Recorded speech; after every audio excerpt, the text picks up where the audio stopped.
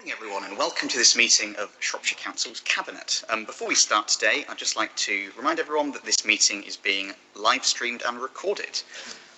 We'll now start with the agenda, starting with apologies for absence. I've had apologies from Councillor Heather Kidd, our leader, hence why I'm in the chair today, from Councillor Sarah Marston, who's the Cabinet Member for Communities and Environment, and from Tanya Miles, our Chief Executive, hence why Rachel Robinson, our Interim Deputy Chief Executive, is sitting beside me. I'll now move us on to declarations of interest. Members, do we have any declarations of interest for today's agenda? No, in that case, we can move on to the minutes. To confirm the minutes from the meeting held on the 10th of June 2026. I understand these were published to follow, so have people had the chance to read them and are we happy? Good. In which case, I'm happy to propose acceptance. Do I have a seconder? Councillor James Owen. All those in favour? Fabulous. That means we can move on swiftly to public question time. We've had 6 public questions today. I'd remind members of the public they're entitled to a supplementary question, as members are now. The first of this is from Carol Warner, the Parish Clerk for Welshampton and Lyneal, about highways, which our new Service Director, Richard Phillips, is going to be reading out. Richard. Thank you, Alex. The Parish Council has been made aware of a planning application submitted to Wrexham County Borough Council by Veolia in connection with its contract with Shropshire Council. Veolia's planning application is for a composting facility in Bronington.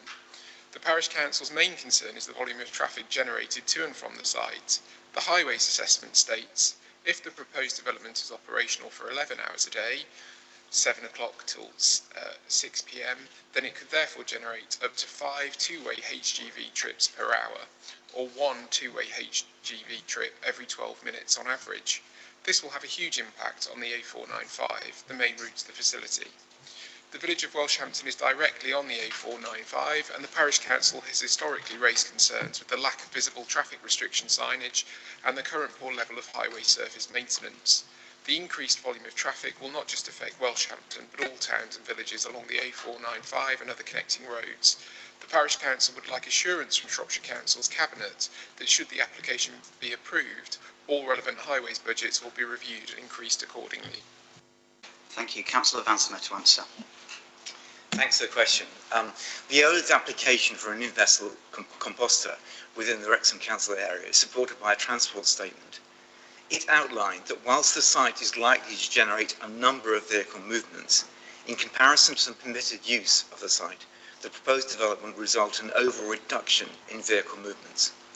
On this basis, whilst Shropshire Council will monitor the operation of the vessel composter, there are no proposals to seek any mitigation as a result of the development or increase the highway budgets locally.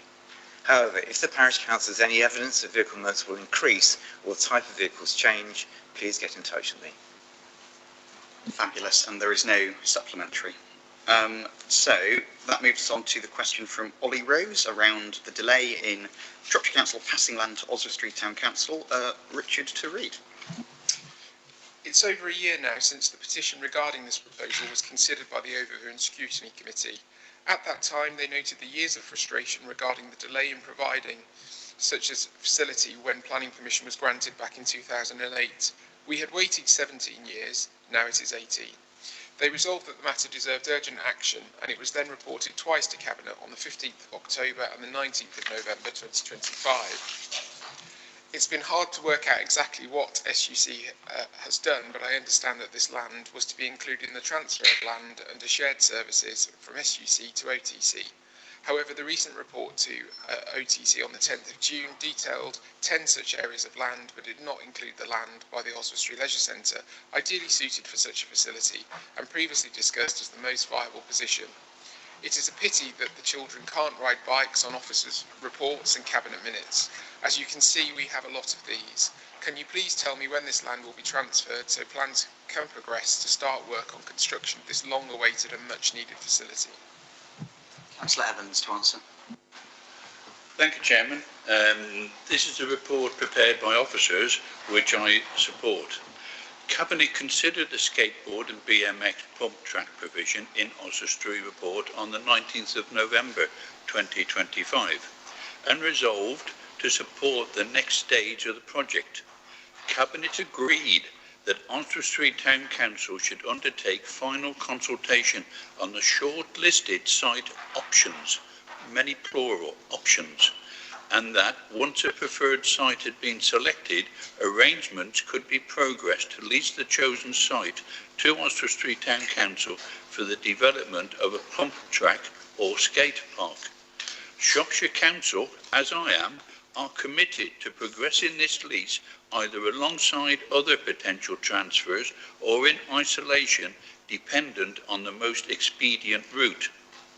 Shropshire Council continues to work positively and collaboratively with Oswestry Street Town Council in considering the available options and remains committed to supporting the delivery of the project. However, the decision as to which site Oswestry Street Town Council wishes to progress remains a matter for the Town Council, and Oswestry Street Town Council has not yet taken a final decision or has not informed me or maybe the officers to proceed with the lease of a preferred site. Until that decision has been made, Shropshire Council is unable to finalise the lease arrangements. Thank you. And we've had a supplementary question submitted in advance and before the response was read, which I'm not sure is an arrangement that we will allow long term, but because it has been accepted, Richard, to read that out.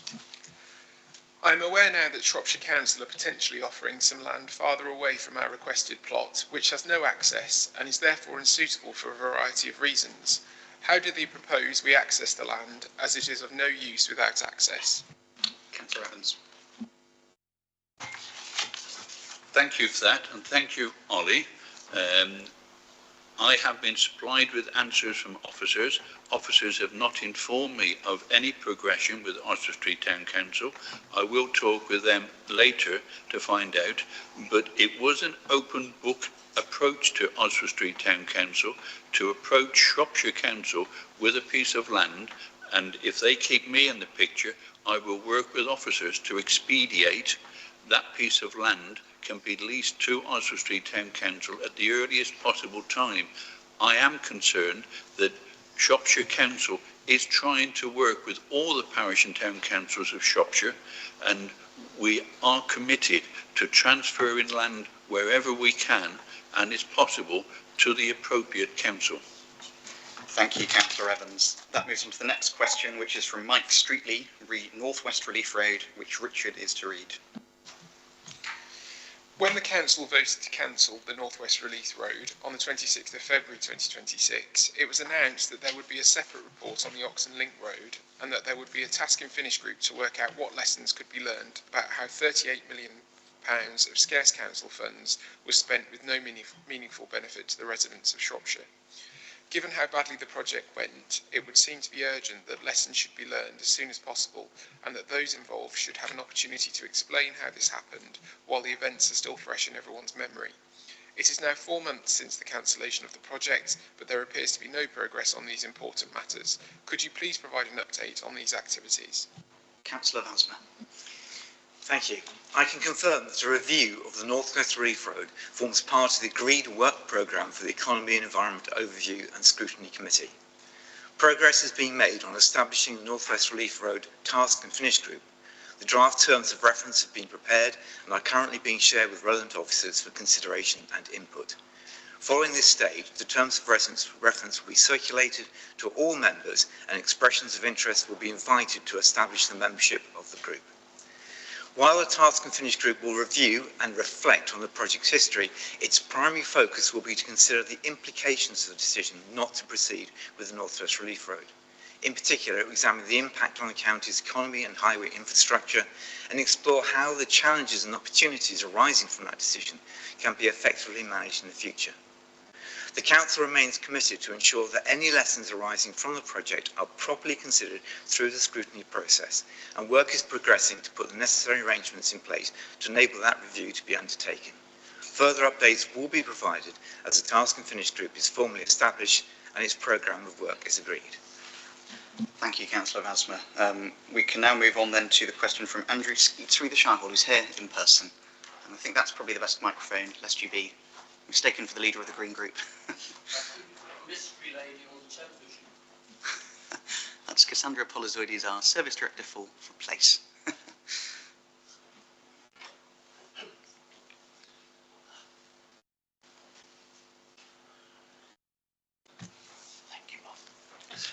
Good morning, everybody. Thank you for taking my question, which is, a council officer has commissioned a review by an independent assessor, Chris Bunn, from the LGA into the future of the Shire Hall. He will be reviewing a number of documents before presenting his report to Cabinet prior to a special Cabinet meeting on the 14th of July. It will include being conducted within the Council's legal and financial obligations, including the best consideration requirement when disposing of land under Section 123 of the Local Government Act 1972. The report of the all-party Shire Hall Strategic Review Rapid Task and Finish Group included witness evidence from the Council's estate manager for acquisitions and disposals. He clarified that Cornovy would be required to bid on the open market for the Shire Hall alongside other potential buyers, page 7 of their report. I have criticised the way in the past that council-owned land has been transferred to Cornovy for their developments without any sites being offered on the open market. I would like Mr. Bunn to confirm that he's had access to all documents to see the best consideration has been achieved relating to past sites that Cornovy has utilised. It is not good enough for the reviewer to simply have the council's word that this has been achieved. The Shire Hall is such a high-profile project that if its sale is required to be on the open market, will this requirement now be applied to all Cornovy sites using council land, past, present, future? And if not, why not? Thank you, Andrew. Councillor Evans to respond.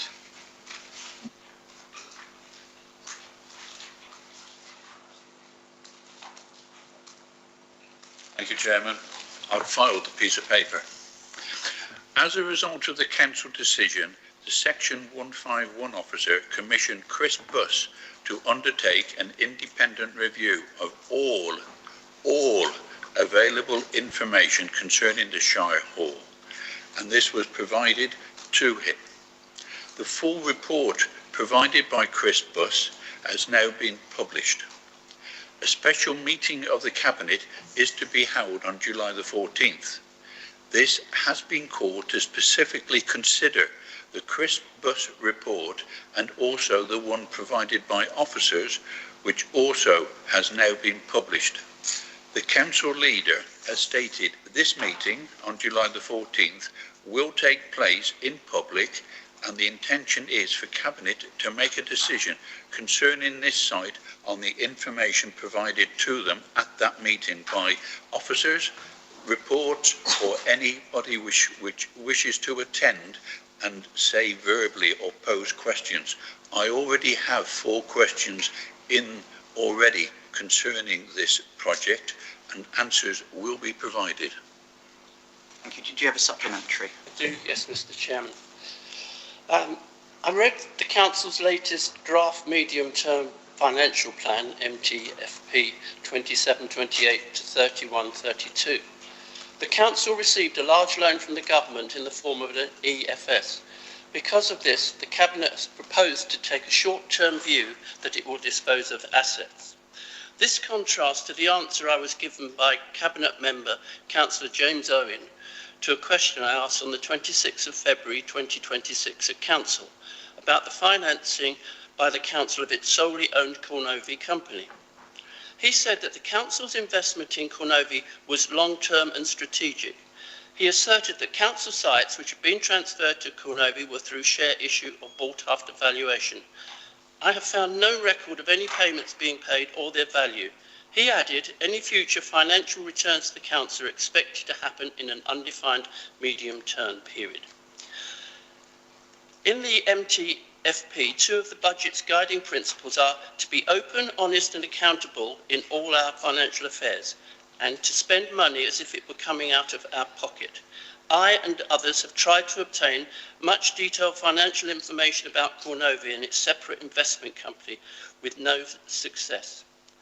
4 times in the MTFP, it stated that the council would like a commitment to increase to maximum capped levels of council tax and preference to make additional increases over and above the permitted cap subject to government agreement, page 14.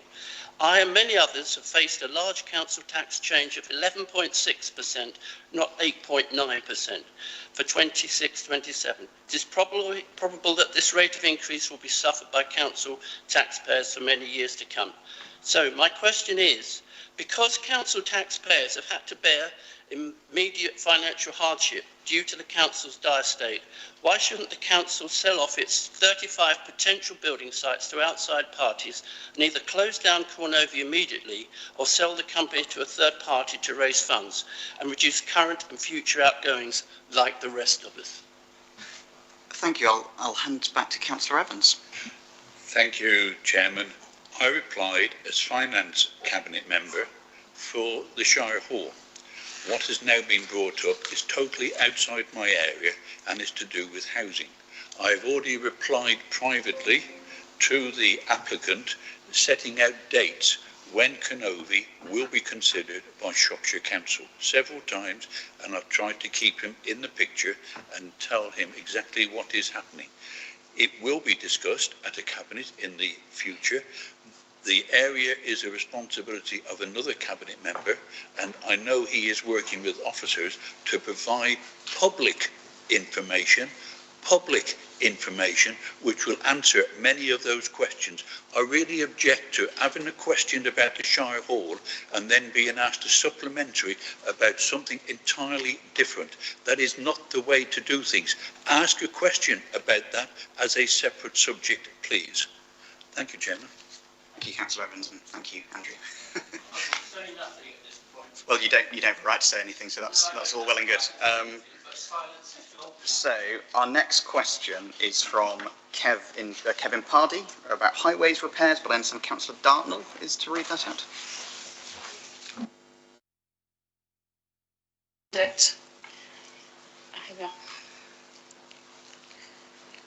Okay, sorry. So this is a question from Councillor Kevin Pardy, Shrewsbury Town Councillor for Sundorne.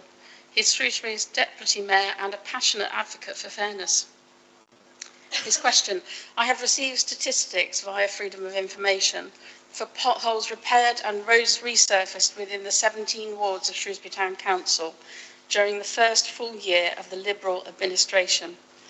The results are startling. 1,107 potholes have been repaired and 3 roads resurfaced. Of the 1,107 potholes reported repaired, 775 of those potholes were cited in Liberal wards, an astounding 70%, leaving just 30% shared between the remaining 6 wards. The average number of repairs per Liberal ward was 70.45, compared to the remaining wards the remaining wards averaged 55.3 potholes. During the year, 3 roads were resurfaced, all in Liberal wards. Having had a suspicion that there was an imbalance in repairs, I visited 3 Liberal wards before the request for statistics. Potholes repaired were no larger than potholes in any other ward, nor were they in any position more dangerous than in other wards. I did note there was a number of repairs immediately outside of a cabinet member's home. Halscote Grange received the joint highest number of repairs at 176, which tied with the Deputy Leader's ward, Quay and Coton Hill. Halscote also had 2 out of 3 roads resurfaced. As the statistics are so obviously imbalanced, I cannot believe that highways have not been influenced. This is not coincidental. Can the portfolio holder explain why there is such an imbalance in favour of repairs taking place in Liberal wards within Shrewsbury Town Council area? Thank you, Rosemary. I can almost hear his voice. Councillor Vadsma. Right. It's disappointing that my fellow Shrewsbury Town Councillor is trying to score cheap party political points and inspecting Liberal Democrat wards instead of concentrating on highways issues in his own ward of Sundorne. I often get emails from councillors of all parties wanting me to help them get some action on a highway issue in their ward. No matter which political party they represent, I do my best to help. If Councillor Pardy wishes to approach me about potholes in his own ward, I'd be willing to lobby on his behalf. but as far as I'm aware, he has not approached me so far. Councillor Pardy's freedom of information response will be influenced by the search criteria used in his FOI inquiry, but I am unable to comment since I have not seen the correspondence. However, it should be noted that if the FOI was focused purely on potholes, it would exclude other highways work, thereby presenting an inaccurate view. This may not be to Councillor Pardy's liking, but since the elections last year, the majority of wards in Shrewsbury are represented by Liberal Democrats. It is therefore not surprising to learn that more potholes have been repaired in Liberal Democrat wards. Let me make it very plain to Councillor Pardy. I do not make any decisions on where potholes are repaired. I lobby on behalf of all councillors, but decisions are taken by officers. Defects and their repair are identified on the basis of inspection policies approved by the council, which also accord with industry standards and codes of practice, and are determined on the basis of road hierarchy, defect severity and risk. In simple terms, on how many vehicles use a road and any potential safety risk. There is absolutely no political agenda to influence which defects are repaired first or where they are repaired. Moving on to resurfacing, these schemes are determined on asset data and road condition, the amount of defects present and generated inquiries, as described in the Council's Highways Asset Management Strategy, which is publicly available on our website. It's a lot more complicated than suggested by Councillor Pardy's question. The work on the station quarter, for example, disrupted plans last year, and at the same time there was a huge volume of highly disruptive schemes taking place. Works undertaken by utilities influenced capital delivery decisions, with several large-scale schemes having taken place in 25-26, affecting key arterial routes in Shrewsbury, such as Longdon Road, Roman Road, Mitton-Oak Road, Welshpool Road, Whitchurch and Robertson Way, many of which were in Lib Dem wards. Councillor Pardy may also be interested to know that a number of resurfacing schemes in Shrewsbury were held back last year by the work of utilities. It's never wise to resurface a road before a utility needs to dig it up. If Councillor Pardy wishes, I can arrange a briefing with officers and they can explain how decisions are made on the maintenance of our highway network. Thank you, Councillor. Is there a supplementary to that? Yeah, there is actually, thank you. Councillor Vasmer, you'll be aware how fortunate you are indeed to have me responding rather than Councillor Pardy. So I will pass on your response to him and I'm sure you will hear from him. It's worth pointing out that town councillors are not required to be responsible for highways matters, but Kevin does have a high level of passion for getting things right, so that's his motivation. But just listening to your reply, I wonder whether this means you have raised this directly. Obviously you can't access the freedom of information request and the response because it's confidential, but does it mean that you have not raised this exact subject with officers directly to ascertain whether they have decided to favour administration councillors' areas? Councillor Vasmer. I would never do such a thing. The basis on which repairs are organised is on the condition of the road. I would never, I lobby on behalf of councillors, individual councillors, to say that a particular road it needs attention, but I'll leave it to the officers to make the decision on whether action is taken or not. I never instruct any officer to do any pothole. That my role is one of policy and one of ensuring that the rules and regulations are followed by the pothole teams. I never instruct potholes to be repaired. Sorry, Chair, could I come back on that? Sure. I think Councillor Vasmer misunderstood the nature of that question.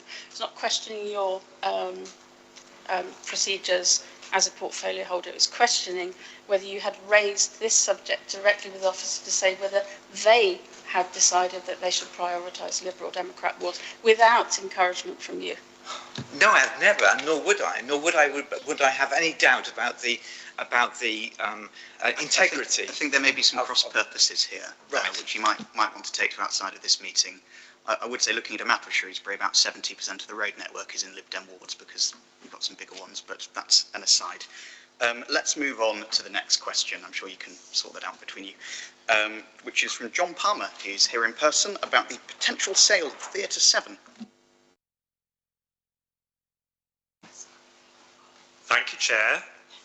It is likely that Andy Burnham and Angela Rayner, will order Shropshire Council to get on and build more new much needed social housing pronto, over and above any Cornavoy Development Limited plans. Is it an option to sell off Theatre 7 to private investors to help kickstart this hugely welcomed era of social renewal? Seeing as the theatre was originally financed by Shrewsbury and Atcham Borough Council following the sell-off of council housing in Shrewsbury. Thank you, John. I'm answering this one. So 2025-6 was another highly successful year at Theatre 7, generating over £7.6 million in income, attracting an attendance of 216,000 to ticketed events, and generating a surplus of over £800,000.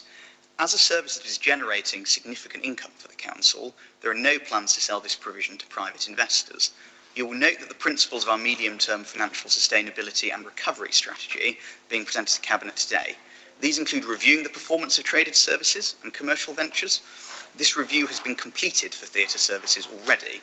The council is therefore committed to ensuring the theatre continues to offer a broad and exciting cultural programme for our residents, along with, perhaps most crucially, delivering income for the council as part of our recovery. Thank you, John. So we can now move on to member questions. We've had 4 in today, the first of which is from Councillor Rosie Radford around the safety of vulnerable residents in their own homes, which Richard is to read. Richard.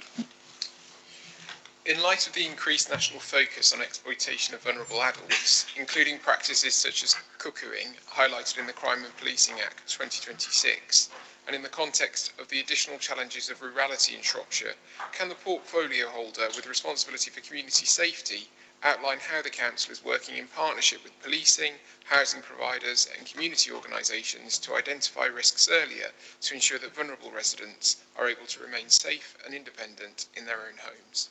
Thank you. So Councillor Kidd is the portfolio holder for community safety, but Councillor Horton is answering this in Heather's absence. Thank you, Councillor Radford, for your question. I am pleased to provide a response on behalf of the leader, Councillor Heather Kidd.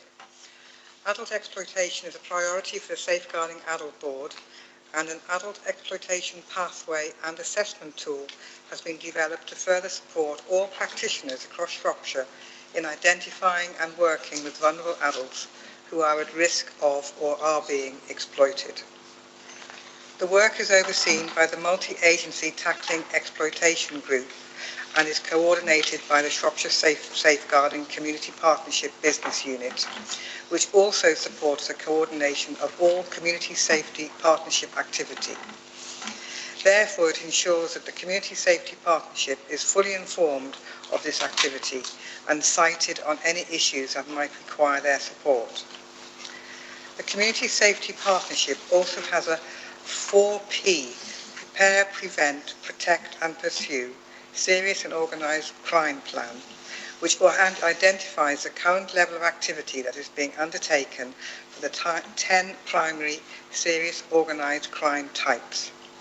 These 10 types of serious organised crime are drug trafficking, modern slavery and human trafficking, fraud and economic crime, money laundering, cybercrime, organised immigration crime, child sexual abuse and exploitation, illegal firearms trafficking, bribery and corruption, and sanctions evasion, and organised acquisitive crime. The Community Safety Partnership highlights any areas of concern and actions that need to be taken by partners. Activity within this plan includes police working with housing, includes the police working with housing colleagues to protect and safeguard victims in their own home, or in extreme circumstances, finding alternative suitable accommodation and using relevant partnership powers, ancillary and civil orders to protect the vulnerable, such as using closure notices to restrict access to residential and commercial property.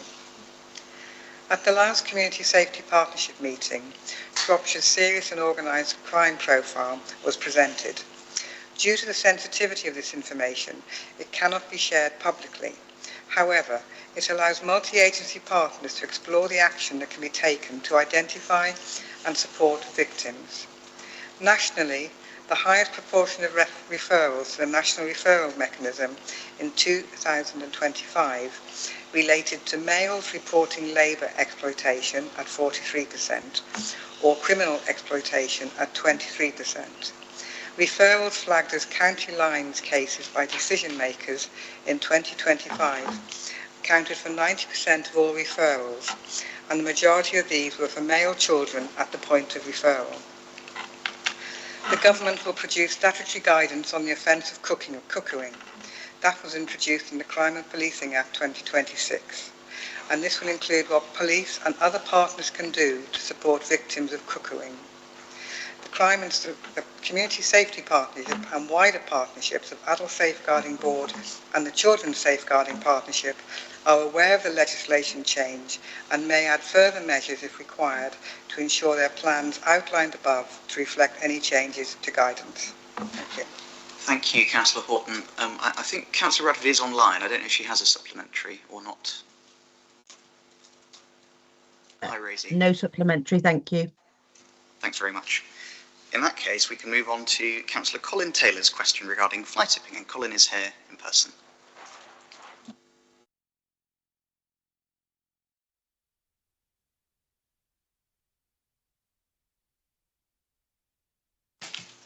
Thank you, Chairman. I see from my submitted question that in the published one there's a paragraph or small sentence missed off the end.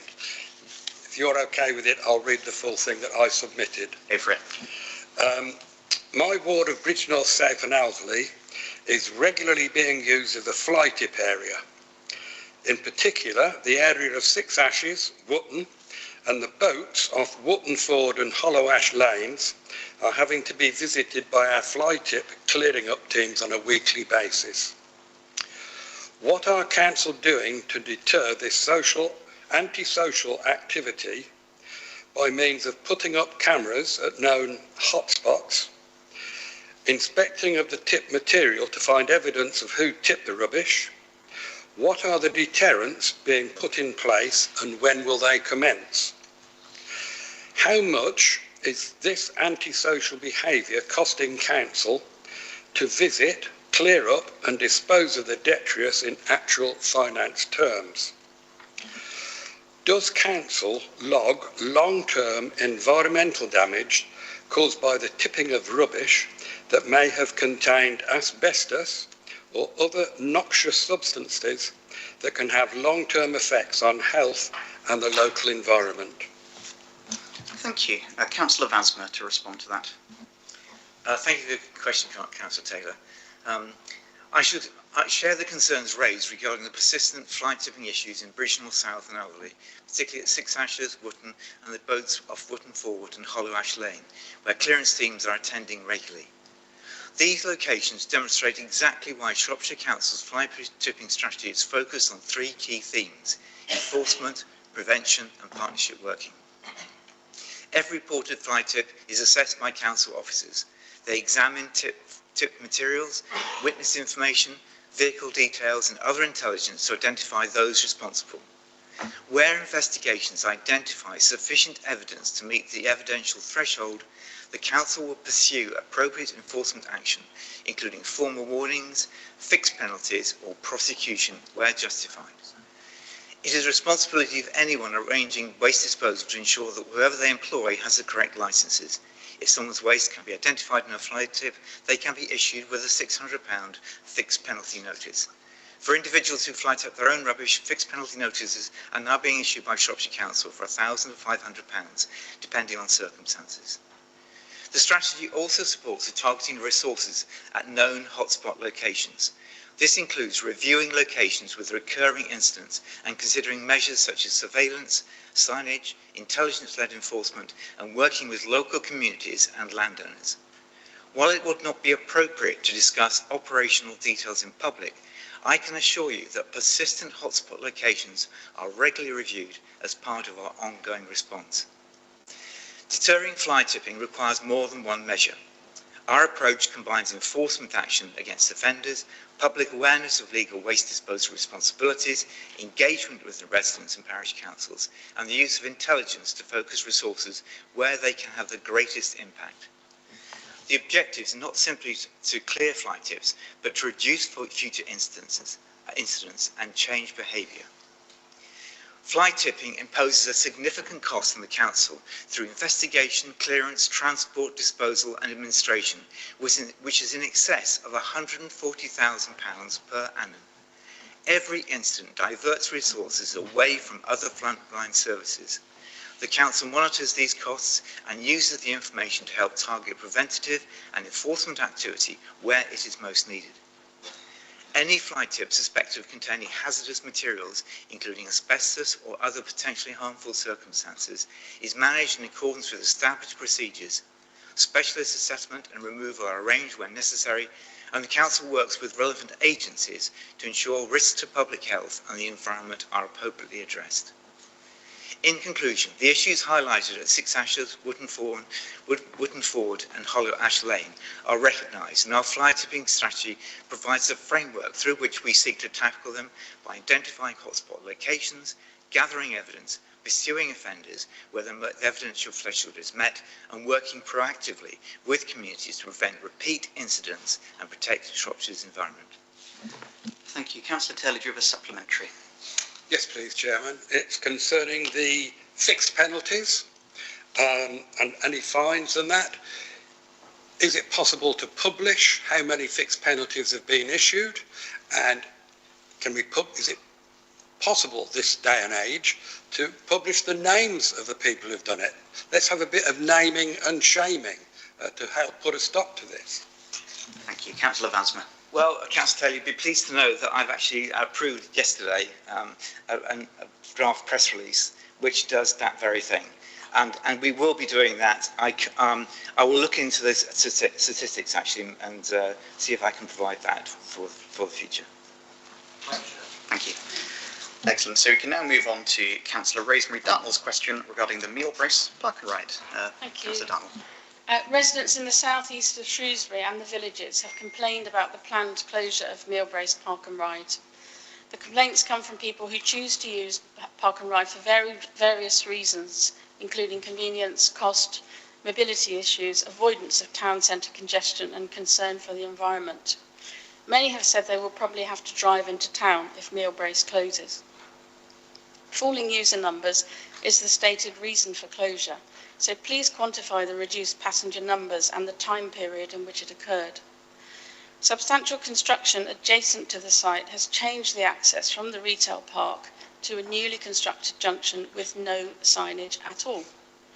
I suggest the inconsistency of a park and ride signage on some approach roads at the previous access and the complete absence of any signs at all at the new junction and entrance must be a contributory factor. Park and Ride is an important part of how Shropshire Council might begin to reduce traffic within Shrewsbury. The service in all parts of Shrewsbury should be maximised rather than reduced. It is a significant service with potential to bring much of the Shrewsbury movement strategy into being. On behalf of residents and P&R users, current and future, I ask that you suspend the closure of the Mealbrace site, add appropriate signage on all approach roads and at the entrance to allow a 6 months or longer trial period with a wider programme of social media posts to increase passenger numbers. Thank you. Councillor Wilson to respond. Thank you for your question, Councillor Dartnell. I don't disagree with the sentiment of the question. Park and ride facilities are an important part of our transport mix, and the decision to suspend the meal service from November is not one that we or our officers wanted to make. However, it was the only rational choice to make, though I accept that others may disagree. The one issue you have not posed in the question is funding, and this is the overriding problem. This year, Shropshire Council has retendered 21 different bus services across the county, approximately 1/3 of the county network. At present, this costs approximately £3 million. To keep every service like for like would have an additional cost of £550,000. On top of this, while Shropshire Council's base budget contribution has been protected, the revenue funding available from the government has reduced by £200,000. Additionally, the Vital 64 bus from Market Road to Shrewsbury was at risk, and the council will be picking up the full costs from the autumn.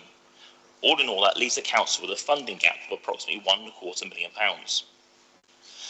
Passenger data shows that Millbraes carries significantly fewer passengers than the other two park and ride sites, accounting for just over a quarter of total use across the 3 locations. This has resulted in a higher passenger subsidy compared to Oxon and Halscote. So we have had to make choices. We have chosen, in line with the council's bus service improvement plan, to protect the most essential services in the county, where there is no other option. This includes keeping Market Drayton, Ellesmere and Broseley connected to our county town.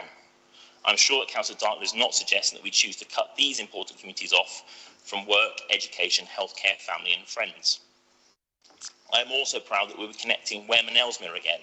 There has not been a regular bus connection between Wem and Ellesmere for decades, and this project restores that link. Whilst I recognise that using another park and ride site may be inconvenient, there will still be 2 options in Shrewsbury, at Oxon and at Halscote. The additional journey time to reach them is not significant, and the service at both will be better than in the past. Buses every 12 minutes at peak times, buses running from 6 in the morning until 10 in the evening, newer vehicles, new shelters and real-time information. This is about having to take a step back in order to take 2 steps forwards. Due to the funding available, we are being asked to do more with less, and I believe this is what we are doing for the people of Shropshire. Councillor Dartnell, do you have a supplementary? Thank you. There's no mention of the missing signage in the reply, when it must be a critical factor. Shropshire Council's financial crisis demands urgent action around asset disposal. The proposed closure of Millbraes has understandably led many disappointed residents in Shropshire to wonder whether the lack of signage amounts to a managed decline at Millbraes. Is the need to dispose of the land on which Millbraes Park and Ride sits a deciding factor in the decision to close it? Councillor Wilson. Categorically no. This is about being able to fund the service itself. As part of this re-tendering process for 21 different bus services, we have protected the 64 to Market Drayton for 5 years, the 437 from Broseley to Shrewsbury for 5 years of new vehicles, the 501 from Shrewsbury to Ellesmere. We're going to have a new 508 from Welm to Ellesmere. The 553 to Bishopscastle to Plox Green is protected. The 558 is protected. I can go on. Market Drayton has a town service that's protected. The 701 and 702 in Ludlow are protected, all with new vehicles. In Shrewsbury, the 20, the 23 and the 26, all protected for 5 more years, all with new vehicles. The 23 in particular will have an amended timetable that will operate for longer hours. Shrewsbury will have an evening service from the Park and Ride. It is not about managed decline, it is about spending the public's money wisely. The new Park and Ride system is going to be a better service at a lower cost to the taxpayer. That is what we are being asked to do with the funding available, and that is what we've done. Fabulous. We can now move on then to a question from Councillor Andy Boddington, also about buses, who is dialing in online. Councillor Boddington. Thank you, Chair. My question, in an announcement on the 22nd of May, Shropshire Council said it would work closely with local councillors and town and parish councillors throughout the process of re-tendering bus contracts. Why was this not done? Councillor Wilson. Thank you for the question, Councillor Boddington. I would respectfully disagree with the suggestion that local councillors and town and parish councils were not engaged with us as part of this process. The 2026 local bus re-tendering programme covered 21 separate bus services across Shropshire, representing approximately 1/3 of the council's supported bus network. Throughout the review, officers considered passenger feedback, correspondence, service performance information and representations received from members and local councils over a number of years. As part of the review process, a range of service options, frequencies and operating arrangements were developed and tested through the tendering exercise. As the scale of the financial challenge became clearer, it became apparent that council would not be able to retain every service unchanged, and that decisions would need to be taken about how best to protect essential connectivity across the county within the funding available. Once the outcome of the tendering process and potential options were understood, officers and cabinet members met with relevant local members and town and parish councils in the affected areas, including Shrewsbury, Ludlow, Market Drayton, Wem, Ellesmere, Broseley and Much Wenlock, to provide detailed briefings on proposals and to explain the rationale behind them. In relation to Ludlow specifically, officers undertook a substantial review of the town's bus network during 2025, working closely with local members to develop revised timetables and service patterns. Those revised timetables form the basis of the 2026 retendering exercise. At the time, it was made clear that if the 2025 review proceeded, the Council would not be in a position to undertake a further detailed timetable review in 2026 due to resources required to procure and implement the new contracts. That position was understood and supported locally. The engagement undertaken therefore reflected both the scale of the programme and the need to balance difficult funding decisions across the county whilst ensuring affected communities and elected representatives were fully informed of the outcomes. Thank you, Councillor Wilson. Councillor Boddington, do you have a supplementary question? Yes, thank you, Chair. I mean, I don't think that quite answered the question because clearly consultation, there wasn't any, and the councillors were informed after decisions were made. And the issue with Ludlow is not that there was a cutback of a service, although of course we don't like that. The services we have remaining could have been more effective, and that could have been resolved literally by an exchange of emails, because we'd already discussed and thought about changes during the last year as to what changes needed to be made. As it is, we're going to have to wait, and therefore we don't use public money effectively, which is what I thought this council's objective was. Respectfully, in the autumn of last year, we changed the timetables in Ludlow at the request of local members and local people. Those timetables were developed in consultation with local members, and they are what have been taken forward. So to say that we have not engaged with local members on that matter of those timetables, we said back in the autumn, if we changed in the autumn, we couldn't go change them again in 2026. There is a very limited officer capacity at Shropshire Council right now. We cannot keep turning around this wheel of every year changing services. It's not good for passengers either. They get used to a timetable. If we change it 6 months later, that's going to see a drop in patronage. So I don't take the essence of the question. Thank you both. That brings member question time to an end, and we can move on to the scrutiny items. So we only have one today, which I think Councillor Ed Potter will be presenting, which is the verbal update from the Station Gyratory Task and Finish Group. Councillor Potter. Brilliant, thank you very much. Further to our previous report to Cabinet on the 3rd of December 2025, the Station Gyratory Task and Finish Group would like to share this briefing with Cabinet today. This was also shared with the Economy and Environment Overview Scrutiny Committee on the 2nd of July and was approved unanimously by the committee. The aim of this briefing note is to provide both committees with a progress update on the work the Task and Finish Group has done since December 2025, and I would just like to pay my thanks to the Task and Finish Group for all their efforts and the time committed to it. In line with the recommendations previously at Cabinet, the Task and Finish Group has been reviewing the operation, safety and effectiveness of the Station Gyratory scheme following its implementation. The Task and Finish Group members met in April 2026 to explore the findings from the interim road safety audit. At this meeting, we discussed continuing operational challenges, particularly in relation to traffic flow and user behaviour, as well as the controversial roles of cycleway and floating bus stop within the scheme. Subsequent to this, discussions in June 2026, Task and Finish Group members considered the interim formal Stage 3 road safety audit and associated designer response, as well as emerging evidence of traffic usage. We also talked about the unintended impacts, potential design amendments, and received a briefing note from Highways officers containing Luff 2 Station Gyratory project conclusions options for further consideration.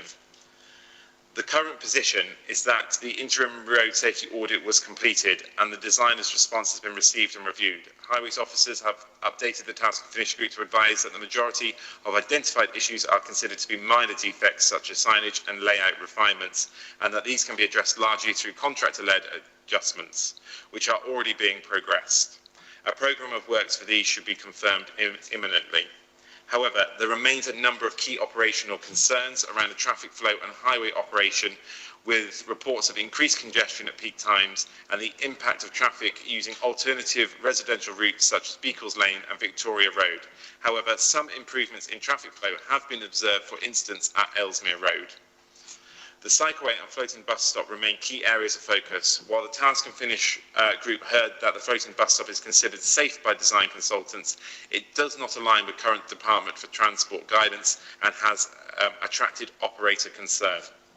Task and Finish Group members have raised concerns regarding low observed usage of cycleway supported by teleram data and anecdotal evidence, and are keen to see results of further data validation and modelling which would assist in informing decisions.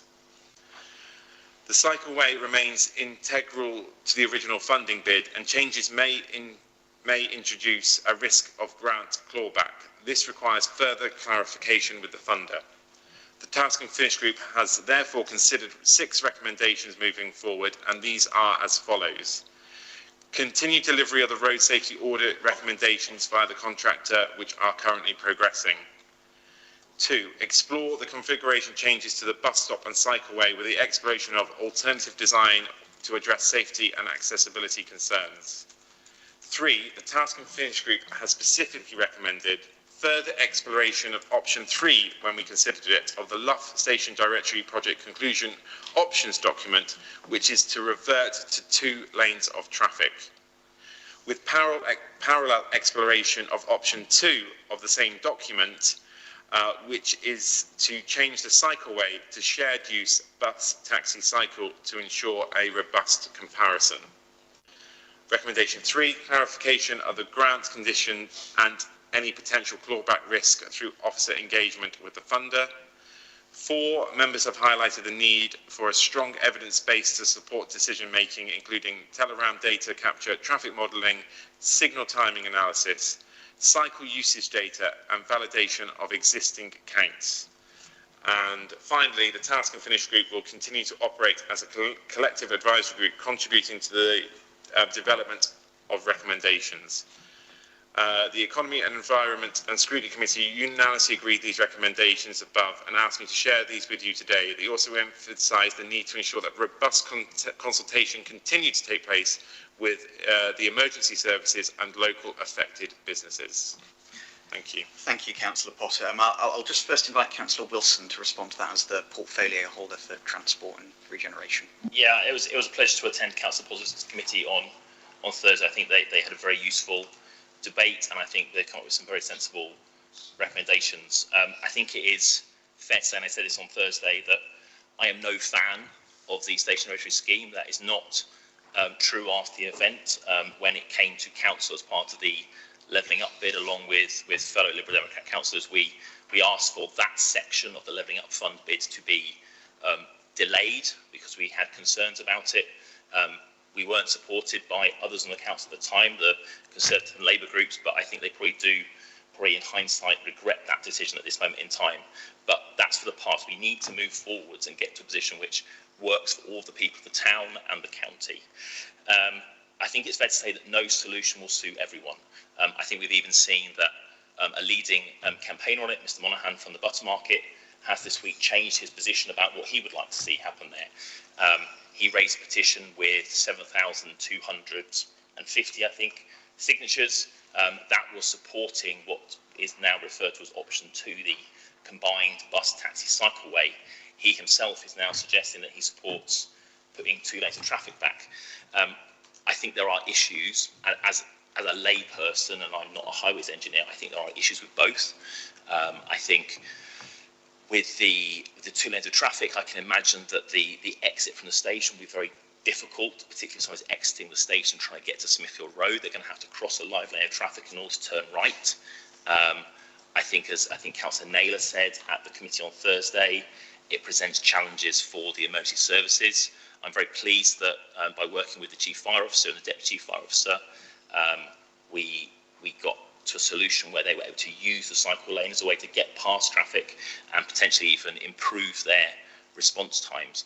I think it would be very difficult for a council now to make a decision which would slow down the response to emergency vehicles, especially we had the fire officer write to us after the terrible fire at Purchase House, raising his concerns at that time. So I think that would be a very difficult decision for a council to sign off on. But I understand that people in cars wanting to drive to or through Shrewsbury are calling for 2 lanes of traffic again. But I don't think it's as simple as just return 2 lanes of traffic, because then you get into then you need to flip the station back round, then you need to change cross street again because you can't turn right out of cross street.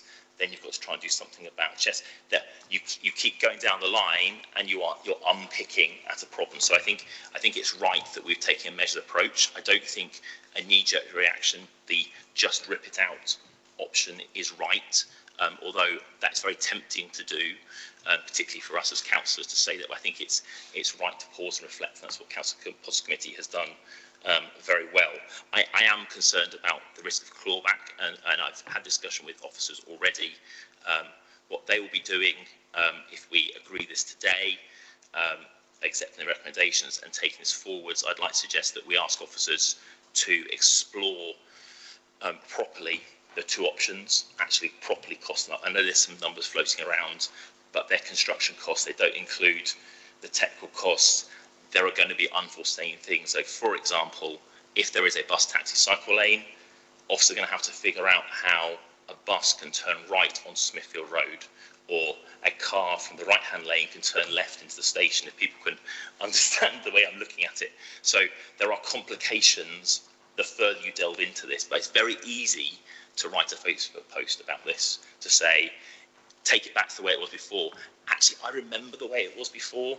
It wasn't brilliant then either. I have driven down that road and got stuck at the fire station or further back.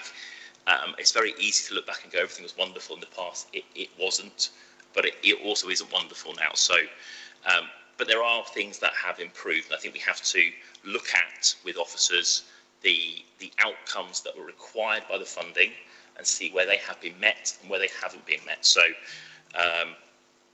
I think the advantages we've got right now, I think the emergency vehicles having the use of a priority lane is important.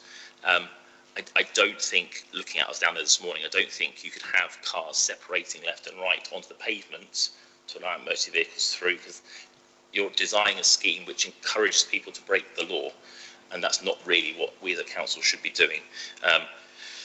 Air quality has improved down there. We're waiting on the full things to come back, but that's one of the key outputs, in improving air quality in the worst spot for air quality in the town, the county, and Coton Hill and Councillor Wagner's Ward. I think that has improved, and Councillor Potter referenced Ellesmere Road in his comments.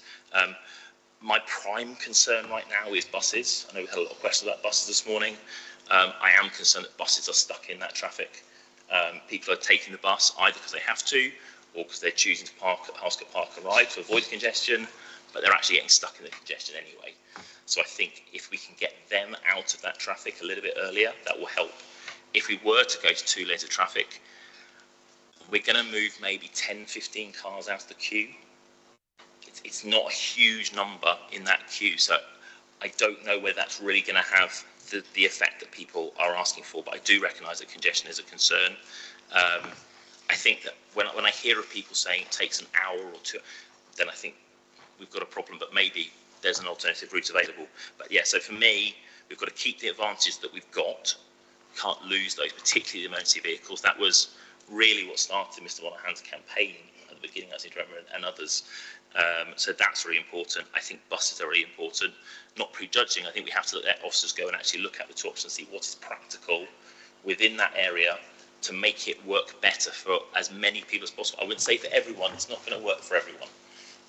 That is just not possible. It's a very tight part of town, right in the neck of where the river nearly meets. There is not going to be a solution that just makes it all go away. I wish there was, but this is not fantasy land. We have to deal with reality. We also have to deal with the reality of the funding that's available. There is some funding available, but not an unlimited amount. So take it all out and start again isn't an option. We've got to make what's there work in the best way possible. So the recommendation would be to accept the outputs and the recommendations of Council Policy Committee and ask officers to make detailed investigations of both option 2 and option 3, particularly with regard to, in parallel, the outputs that we have now and any additional positive outputs we could have with option 2 and 3, such as improving bus journey times, and also in parallel, we need to see some proper costs, because I think what we've got right now are, I don't think they're back of envelope, but they're not far off probably, and we need to see the full cost, not just the construction cost. I don't want to put pressure on officers to say bring that back in August, because I don't think that's realistic. But I think we need to say as soon as possible, possibly with an update in August to say when we will have something. I think that would be reasonable, having made, hopefully, if Cabinet agrees this decision today to explore 2 and 3, have just a short comment in August to say when we expect that to be complete. So they can come back with that timeline for us, if that's acceptable, Mr. Chair. Thank you, Councillor Wilson. Just before I bring in opposition members, who I'm sure are jumping out of their seats to speak, I just, in the peculiar position of being a relative veteran of Shropshire Council, I remember the debate on this back in 2023, and I know Councillor Green, who was then the Town Centre councillor, objected quite strongly and proposed the amendment, which I seconded, on not having the station gyratory as part of it was a Riverside related bid. I think at the time we thought at best it would just not be a good use of money and not a sensible bid when we had other priorities, and at worst it would sort of confuse people and mess things up a bit. I think we've seen which of those two it has been. I'd also just say will be no objection from this administration. Indeed, we take forward with pride what the Task and Finish group have done. I think it's been an excellent piece of cross-party work. I thank Councillor Potter for his chairing of it, especially under such a high amount of public scrutiny. And those 2 options, I think we absolutely should progress, and I've got no doubt this Cabinet today will vote to progress those options as what we are taking forward, which is either reverting to 2 lanes of traffic or changing the cycleway to a shared use bus taxi cycle lane. What I would say, though, having lived in or just outside of the town centre for many years and representing it, is when I used to knock doors around sort of St Michael's Street, maybe sort of 2021, the big issue was traffic. Then by 2023, the big issue was roadworks caused by the station. Then by 2025, the issue would become the impact of the station scheme. And if we do this, the issue will probably revert to being traffic again. We're fundamentally pushing a huge volume of traffic under a small Victorian railway bridge. There is no way around that. I don't want people, members of the public, journalists, whoever, to be under any illusion. You're not going to be able to zip down St Michael's Street and clear it quickly, even if we do the most radical kind of option here. That didn't happen before, and it won't happen again, and that's simply volume of traffic in a small medieval town centre that's a quarter of a square mile or so in area. But as I say, that said, I think those are clearly the sensible options we need to progress. I'm sure they'll come as a relief to many residents, and so I'll bring in the opposition now and any members who want to speak from the Cabinet. But I think that work has been very valuable, and the important bit now is, in particular, that clarification of the grant conditions, because the financial emergency we're in is serious. So Councillor Hoosman indicated first, then Potter, then Darnell. I'll go in that order if that's all right. Right to left, if you will. Thank you, Chair. In light of the presentation and discussion of this report at the recent E&E committee meeting, gross flaws have been identified in the concept, design and implementation of this scheme. Cross-party members revealed damning evidence of the failures that have resulted, as evidenced by TELRAM traffic data. However, if any traffic modelling was conducted in advance, clearly did not anticipate the actual results. The change of gyratory flow has introduced cross-town HGV traffic via Ellesmere Road that was not previously possible. The truncated cycle path scheme has led to a substantial decrease in two-wheeled traffic instead of the desired boost to cycling. We are already familiar with the traffic jams and the unsafe workaround involving emergency vehicles using the cycle lane. The design of the cycle lane was never feasible and should not have been proceeded with. It could not be safely completed as conceived and was limited to a short stretch of road that already had a shared cycle and footpath anyway. Safety concerns persist for cyclists and pedestrians as a result of this design. The associated floating bus stop famously failed to meet government guidelines and contravenes BS 8300/1 2018 for design of an accessible and inclusive built environment. Overall workmanship was lamentable, with copious photographic evidence of shoddy implementation of street furniture, surfacing and dumping of surfacing materials down drains. Was there ever a credible business case for adding a short, now superfluous stretch of cycle lane at the cost to business productivity and quality of life from loss of the road lane? These avoidable failures of concept and design, as well as quality assurance, cannot be repeated. Will Cabinet commit to an in-depth analysis of how these failures occurred and, if necessary, hold individuals or organisations accountable? Furthermore, looking forward to the creation of the new local plan, we cannot proceed with that scheme without the sort of thorough modelling of current and future highway demand, addressing all potential scenarios that was clearly absent here. Will Cabinet commit to this essential work without delay so as to avoid a repeat of these failures, but on a much grander and more damaging scale? Thank you, Chair. Thanks, and if it's all right, I'll have everyone speak, then bring Rob back in at the end. Councillor Potter. Yeah, brilliant. Thank you very much. Just come back, and I welcome portfolio holders' comments there. And I think as a committee and a task and finish group, we recognise and agree with you when you say there will be unintended consequences to any changes that are made. Fundamentally, this is a very narrow gap entering Shrewsbury, not via a bridge. Instead, you're going under the bridge where the railway line is, and you have a river either side of you. I just probably didn't put it across enough in my sort of verbal update was the unintended consequences of this scheme has had on the residents in the locality there, which I know Councillor Mosley raised specifically during the process. Also on the air quality you mentioned, which I know is one of the key factors in trying to improve air quality in that area through this scheme. One of the things I think was raised at the scrutiny meeting, which again I probably neglected to mention, was the fact that obviously with queuing traffic, that is only adding to air quality problems, idling traffic in that area. So it'll be interesting to see the data on that, to see where we're at and what, if any, improvements have been made, what potential improvements can be made. And I think finally, just to add, looking at movement around Shrewsbury and the volume of traffic trying to get through the town and the impact that's having wider, and it is having a wider impact out, whether it's Heathgate's Island at the other end of St Michael Street, whether it's around Frankwell coming in along Smithfield Road.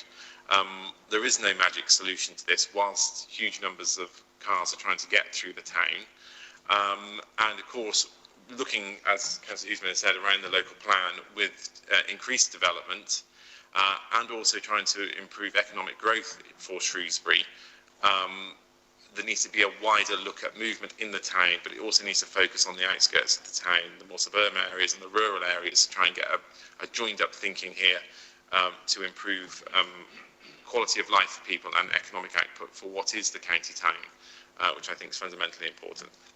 Thank you, Councillor Potter. Councillor Dartnell. Yeah, thank you. I'm very heartened to hear the Task and Finish Group recommendations and to hear Councillor Wilson's response to them. So I just want to read a statement from Councillor Alan Mosley, who says, "I represent an area most negatively affected by this awful scheme. And I'm sure I also speak for the large majority of residents in Shrewsbury and its hinterland when I ask that you approve the recommendations regarding the two options for the removal of the cycle lane. Ideally, you will prefer the option leading to 2 lanes of traffic as having really significant benefits." He was pleased to be a member of the Task and Finish under the chair of Councillor Potter, and his comments are: "The Task and Finish Group on the station gyratory scheme was extremely thorough in its efforts, and I want to commend its work and the outcomes. The scrutiny was right in unanimously proposing that the cycle lane be withdrawn, and I very much hope that Cabinet will do the right thing, especially as there is a large groundswell of public opinion demanding this action. The scheme at the gyratory has dominated the media for years with great reputational damage to the council, which is ongoing. It has also had a highly negative impact on people wishing and needing to use their cars during their daily lives. It has caused hardship, anger and stress to very many, and has spoiled the experience of visitors to the town and its attractions. There doesn't appear to be any significant increase in pedestrian and two-wheeled use, and I would expect there has been no greater use of public transport. The objective that it would aid connectivity to the town and the socially deprived areas along the northern corridor, and hence level up jobs and opportunity, is shown to be as ludicrous as it was patronising. I was a member of the steering group which oversaw this scheme and consistently decried it as being misconceived, badly planned and poorly delivered. I failed to make the point strongly enough, but now there can be no doubt that these objections would be wholeheartedly supported given people's sad experiences. In fact, the original public consultation for the scheme resulted in many more opposing the road scheme than supporting it. Although I personally remain an advocate for a well-planned, well-resourced and comprehensive movement strategy, the abject failings of this project has greatly fuelled suspicion and objections to any such larger scheme. It's time to learn and reconsider. The Ellesmere Road Chester Street solution works well and should continue as it has impacted on improving air quality. This change mitigates many of the congestion issues which predated the current scheme by taking much traffic from Castle Foregate. The cycle lane, however, should be removed, and in my view, of the two options, the return to 2 lanes of traffic should be implemented. The costs are not great, he says. The benefits are significant, and the fear that this might lead to repayment of grant could well be resolved according to the latest advice. There is also a need to review how access and egress at the station is managed and ensuring that the traffic lights are synchronised throughout the area. The renewed capacity would reduce currently large-scale and unpredictable congestion. The use of rat runs through Castlefields would diminish, the station car park issues would be eased, the bus stop problem solved, the inherent safety issues minimised, and the relatively new administration seen as one that listens, hears and acts. Thank you, Councillor Dartnell. I'll now draw Councillor Wilson back in to respond, and unless others have anything to present the recommendations, I think. I wish I had Councillor Mosley's confidence that 1 or 2 small tweaks would have all those hugely positive benefits. I think that the weight of history would say that's not the case, as we've discussed already today, but I'm hopeful that improvements can be made. I think Councillor Hughes makes a very good point about the local plan. I know in speaking to officers, particularly in the planning, transport is a key issue for the local plan, and getting a successful local plan through the process. To that end, our new local transport plan will be going out for public consultations. We talked about last month at Cabinet in the autumn, and we hope to have that in place early next year. So that is there, started to actually explain how we're going to assist the local plan, that evidence base, because frankly, the current situation where we've used predict and provide, as in you predict that traffic will increase year on year, and you build accordingly, isn't affordable anymore. There isn't sufficient space. I actually read a Facebook post this morning where someone said, just put an extra lane on Smithfield Road, and I'm not quite sure where that's going to go. We're going to hang another lane over the river somehow, and I having had Shropshire Council look at putting roads over the river in another location, kind of in that direction, and the cost of that, I don't think that's particularly wise. So we do have to look at things differently. We do have to allow other choices where we can. For a lot of people, that's not going to be the choice. The car will remain the choice because that's the only way they can go. If that's the only choice available, that's the way it is. I think on Councillor Potter's point on air quality, yeah, we need to see the proper figures. I think because there is 1 lane, I can't imagine there was queuing traffic of 2 lanes before, there is queuing traffic of 1 lane now. I imagine in my layway that is likely to have led to an improvement in the air quality. But you're right about the wider traffic issues. I think I was asked, I think this week, if I were in the position of having this levelling up funding for improvements, what would I have done? I would have talked about bus priority measures. And I think that's potentially what we're talking about now. I think getting buses moving in town, I had a number of member questions today about buses. If we can have bus priority measures, which mean that buses move slightly more quickly than vehicles, then that is going to encourage more people to take other routes. If everyone carries on driving a car everywhere, then that is what we're going to be faced with a very small neck of the river. It's an inconvenient truth that there is a lot of traffic in Shrewsbury, and it's only going to increase if we do nothing. I think the traffic increases by about 3 or 4% a year. It doesn't seem like very much in 1 year, but actually you compound that up and it becomes a real problem. So I think we've seen under the station in that area what happens when things start to not work. Hence why we'll go forward with these 2 options. Councillor Dartnell, you asked or mentioned, or Councillor Mosley mentioned particularly MLCLG, that officers have given their latest return to MLCLG. In that they have appraised them of where we are and are not meeting the outcomes that were demanded of the scheme, and those conversations will go on. We haven't yet heard back from MLCLG about their view on that. But I hope that if officers can go away, and I'm going to look particularly at Duncan across the table from me, he's going to get scared now. I think particularly in conjunction with Section 151 officer, to look internally at what the implications would be for the outputs and the funding received, and how we can say where outputs have been met and where they haven't been met, what other outputs are achievable, which are positive for the council and the public purse. That needs to be done relatively quickly.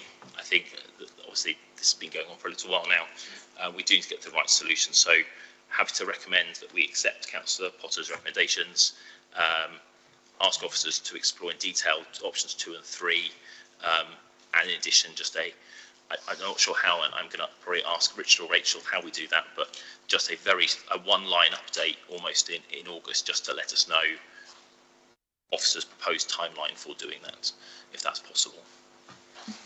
Fabulous. Well, I'm certainly happy to second that those recommendations and progress those 2 options, which revert to 2 lanes of traffic or change cycleway to shared use bus taxi cycle. I think that that's a reasonably robust discussion on it, and I hope those questions have been answered. I know there's been a lot on this lately, so I'll move to the vote. All those in favour of those recommendations? Fabulous, that's clearly carried. And thank you, Councillor Potter and other Task and Finish members for your work on that. I know it's been a labour of love. Is that the term? Great. That means we can move on to the LGA Corporate Peer Challenge Progress Review, which I am presenting in Councillor Heather Kidd's absence.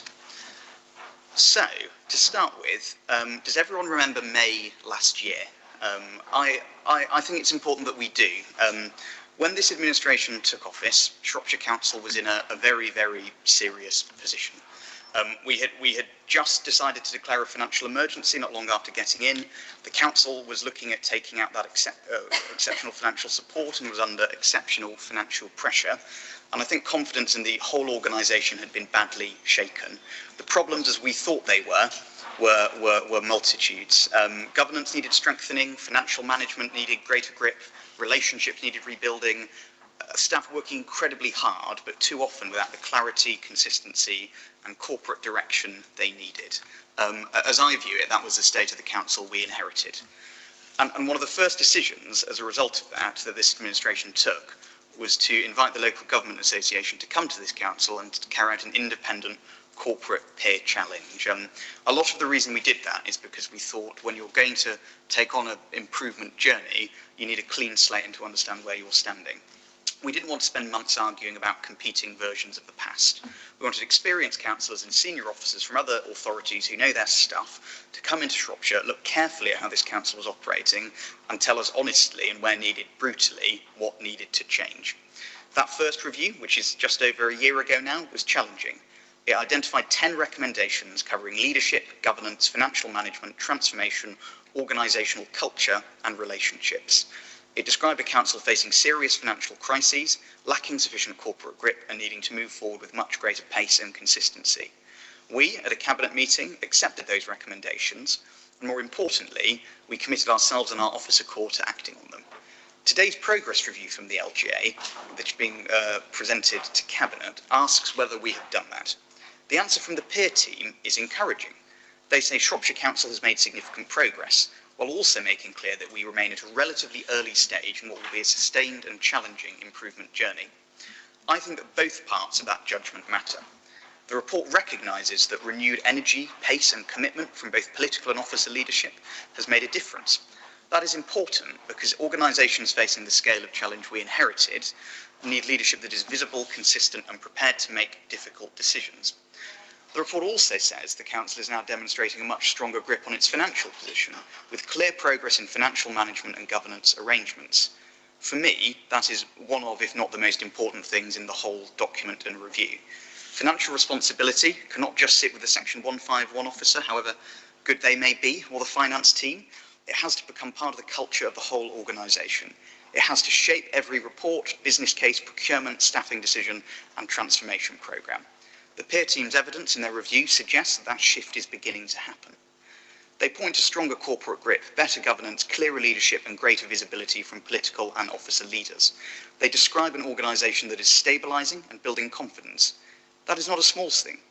Just under 18 months ago, this council declared a financial emergency. Today, independent reviewers are saying they can see stronger financial management, visible leadership and a clearer sense of direction. That does not mean the job is finished. It absolutely is not. But it does mean that the council is moving in the right direction. The report also highlights encouraging signs of improvement in culture, engagement and visibility of leadership. It says the feel of the organisation is more positive and more collaborative than when the peer team visited last summer. I think we'd probably all agree that full councils and cabinets have a slightly different tone and tenor than they used to. That matters because culture is what makes improvement stick. You can change processes, you can change structures, we could have created new boards, plans and reporting lines, but unless the culture changes, the organisation will eventually slip back into old habits. So the evidence on culture is important. It reflects officers working differently, it reflects members and officers building stronger relationships, it reflects more honest conversations about risk, money and delivery, and an organisation beginning to behave more like one council with a shared purpose. The peer team also recognise that our improvement plan, corporate plan, people plan and financial plan are now much better aligned, another important piece of evidence. For too long, this council did not have enough clarity about what mattered most. Plans existed, but they did not always pull in the same direction. Priorities were not always clear enough. Delivery was not always supported by the corporate grip that needed it to happen. This progress review suggests that that is changing. It recognises those improvements. These are not glamorous achievements, but they are the foundations of a well-run council. Good governance, meaning decisions are properly tested. Good scrutiny, meaning challenged, constructive and evidence-led. Good programme management, meaning we know what is being delivered, who is responsible, what risks exist and whether the benefits are actually being realised.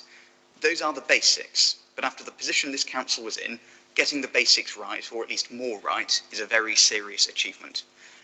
What that brings me on to, though, is that this report is honest about what still needs to happen. It says we must maintain momentum. It says we need to translate encouraging early progress into sustained delivery. It says transformation programmes must now be developed and implemented at pace. It says financial sustainability needs to be clearly mapped and delivered over time. It says organisational capacity must continue to grow if any of the changes we make can possibly continue to last. So I suppose in conclusion, this is not a victory lap for us. This is a progress report. There are still major financial pressures, particularly in those demand-led services such as adult social care and children's services. Rural councils like Shropshire continue to face structural funding challenges. We still have difficult decisions ahead, and we still need to deliver transformation at scale. As we have said many times before, lots done and lots to do. But it is nonetheless important that we do not ignore genuine progress when independent people and experts tell us they can see it. This is not the administration marking its own homework. This is a peer team from across local government saying that Shropshire Council is showing clear signs of listening, responding and beginning to change. They can see visible leadership, they can see financial grip, they can see improved governance, they can see a more collaborative culture, and they can see an organisation stabilising and building confidence. That gives us a stronger platform as a council, but it also gives us a responsibility. Our key task now is to turn early improvement into lasting improvement. We need to maintain the pace, embed financial responsibility across the organisation, deliver a transformation programme at scale, and keep rebuilding confidence among residents, staff and partners. We're very fortunate to live here, because Shropshire is a remarkable county. It deserves a council that is ambitious for its future, careful with public money, honest about its challenges and relentless about its improvements. This report tells us we're moving in the right direction, but it also tells us we really need to keep going. So I will now open to the floor, and I need a seconder, which is unusual, of course, as the seconder in-house for Heather normally. Can I go Councillor Owen, are you seconding? Can I go Councillor Hoosman in that case, to speak? Yes, yes, to speak, not seconding. Thank you, Chair. This report contains some positive observations about improved leadership visibility, governance and organisational culture, but I'm glad you didn't describe it as a victory lap. We do very much thank officers and all staff for their efforts during what we accept as a very challenging period for the Council. The report repeatedly states that key plans remain at an early stage, that the Council still lacks a fully costed, deliverable roadmap to long-term financial sustainability. Given that we are over a quarter of the way through this administration, this is very concerning. Our job as opposition here is to scrutinise, but increasingly what we are given are statements of intent and aspirations, claims that we need more time and delays to key strategies. Now, I support aspiration, but I need something far more substantial to be able to scrutinise this council properly. The reality is that Shropshire has only avoided a Section 114 notice through EFS, which is likely to total in the multi-millions, plus higher council tax for the foreseeable future. The peer team is clear that reliance on exceptional financial support is not sustainable and that this council must now demonstrate a credible route away from it. The challenge for Cabinet is no longer producing strategies, narratives and governance structures. It is about delivering quantified savings, transformation at pace and real financial stability. The report acknowledges progress, which I acknowledge and appreciate, but it also makes clear that the hardest work is still ahead and that we must go harder and faster. Residents will judge this administration not on plans and promises, but on whether it can lead us to a financially sustainable future. So will Cabinet commit to providing us with clear, measurable objectives that can be easily understood by all and thoroughly scrutinised in all future strategies, please? Thank you. Thank you, Councillor Hisman. And Councillor Houghton. Thank you, Chair. I'm really very pleased to see this report and just how positively it reflects on the response from staff at all levels throughout the organisation in embracing the challenges and working extremely hard to address those across the organisation. Specifically from the adult social care perspective, we have had very significant financial challenges over a number of years. There's a lot of growing demography, significant demands on the service, but I would commend the staff for the work they're putting in, the work they're currently doing at this very moment on our current CQC inspection, but most importantly that they're looking at everything and not shying away from difficult decisions, as our previous Cabinet meeting last month identified. So I think it's very positive. I'm very pleased to see it here. And Councillor Hisman, we are working very hard. They're not statements of intent. The Adult Social Care Transformation Programme would have been in front of you in September due to logistics with the inspection. That will be in October, and I'm very happy to take questions at that point. Thank you. Councillor Vasma. Yes, I'd like to echo the comments of Councillor Houghton actually, and just say that the staff have responded to the challenge that we've been put before them, and particularly obviously in highways.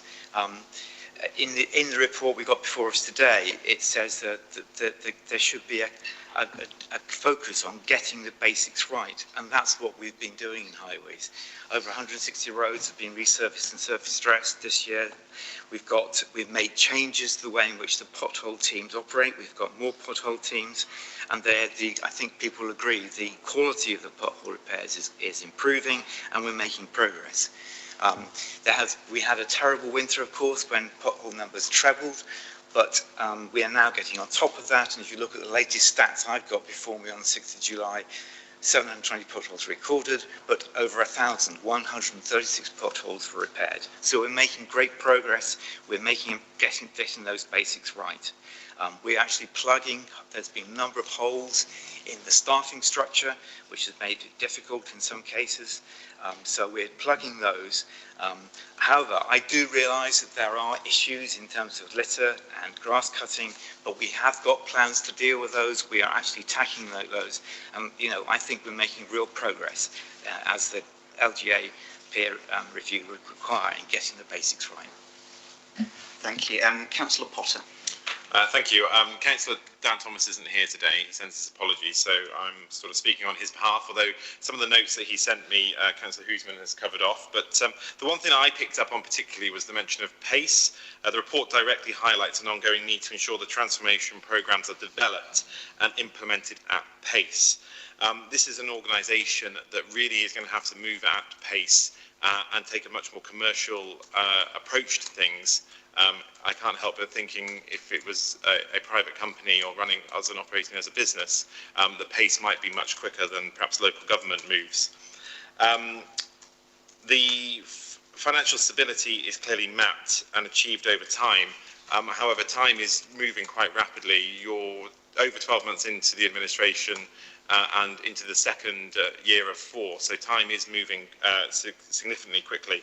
And during that time, obviously, significant money is being borrowed from central government in terms of EFS, which is it is being borrowed effectively by the people of Shropshire, the taxpayer of Shropshire, who will be paying for that over a number of years. my question, I suppose, is how will you ensure that the pace at which this change is delivered will be implemented and brought about as quick as possible to ensure that that burden and pain on the taxpayer is not as significant as it could be if it took much longer? Thank you. I'll just come back to Dawn and Ed quickly on some of those points. So the first part was about clear measurable objectives, and I think that that's an important part of the corporate plan and the delivery plans that are coming beneath this. Those are being developed at pace. I mean, the people plan in particular has been, we're already getting that KPI feedback from the pulse surveys and things we're doing. So I'd completely accept that point, and I think, overhauling that old Shropshire Plan dashboard is progressing at significant pace and is relatively imminent, I gather. Rachel, do you want to come in on any of that? Yes, so in the report that came to Cabinet in June, we obviously laid out the framework for the new reporting going forward based on the corporate plan, the improvement plan. Within that, there's some clear delivery commitments within that, and obviously we are bringing that forward to scrutiny regularly. So those commitments and delivery commitments, as well as KPIs, are included within that, recognising the need to make sure that we've got that clear measuring and that we continue to meet all the milestones that are put forward. The other thing aligned to that is obviously our flight plan and the forward plan, which shows where those key delivery milestones are. So Councillor Houghton mentioned already the transformation programme for adults. Unfortunately, yes, that one has been delayed, but you'll see coming forward to August, we've got the digital asset programme.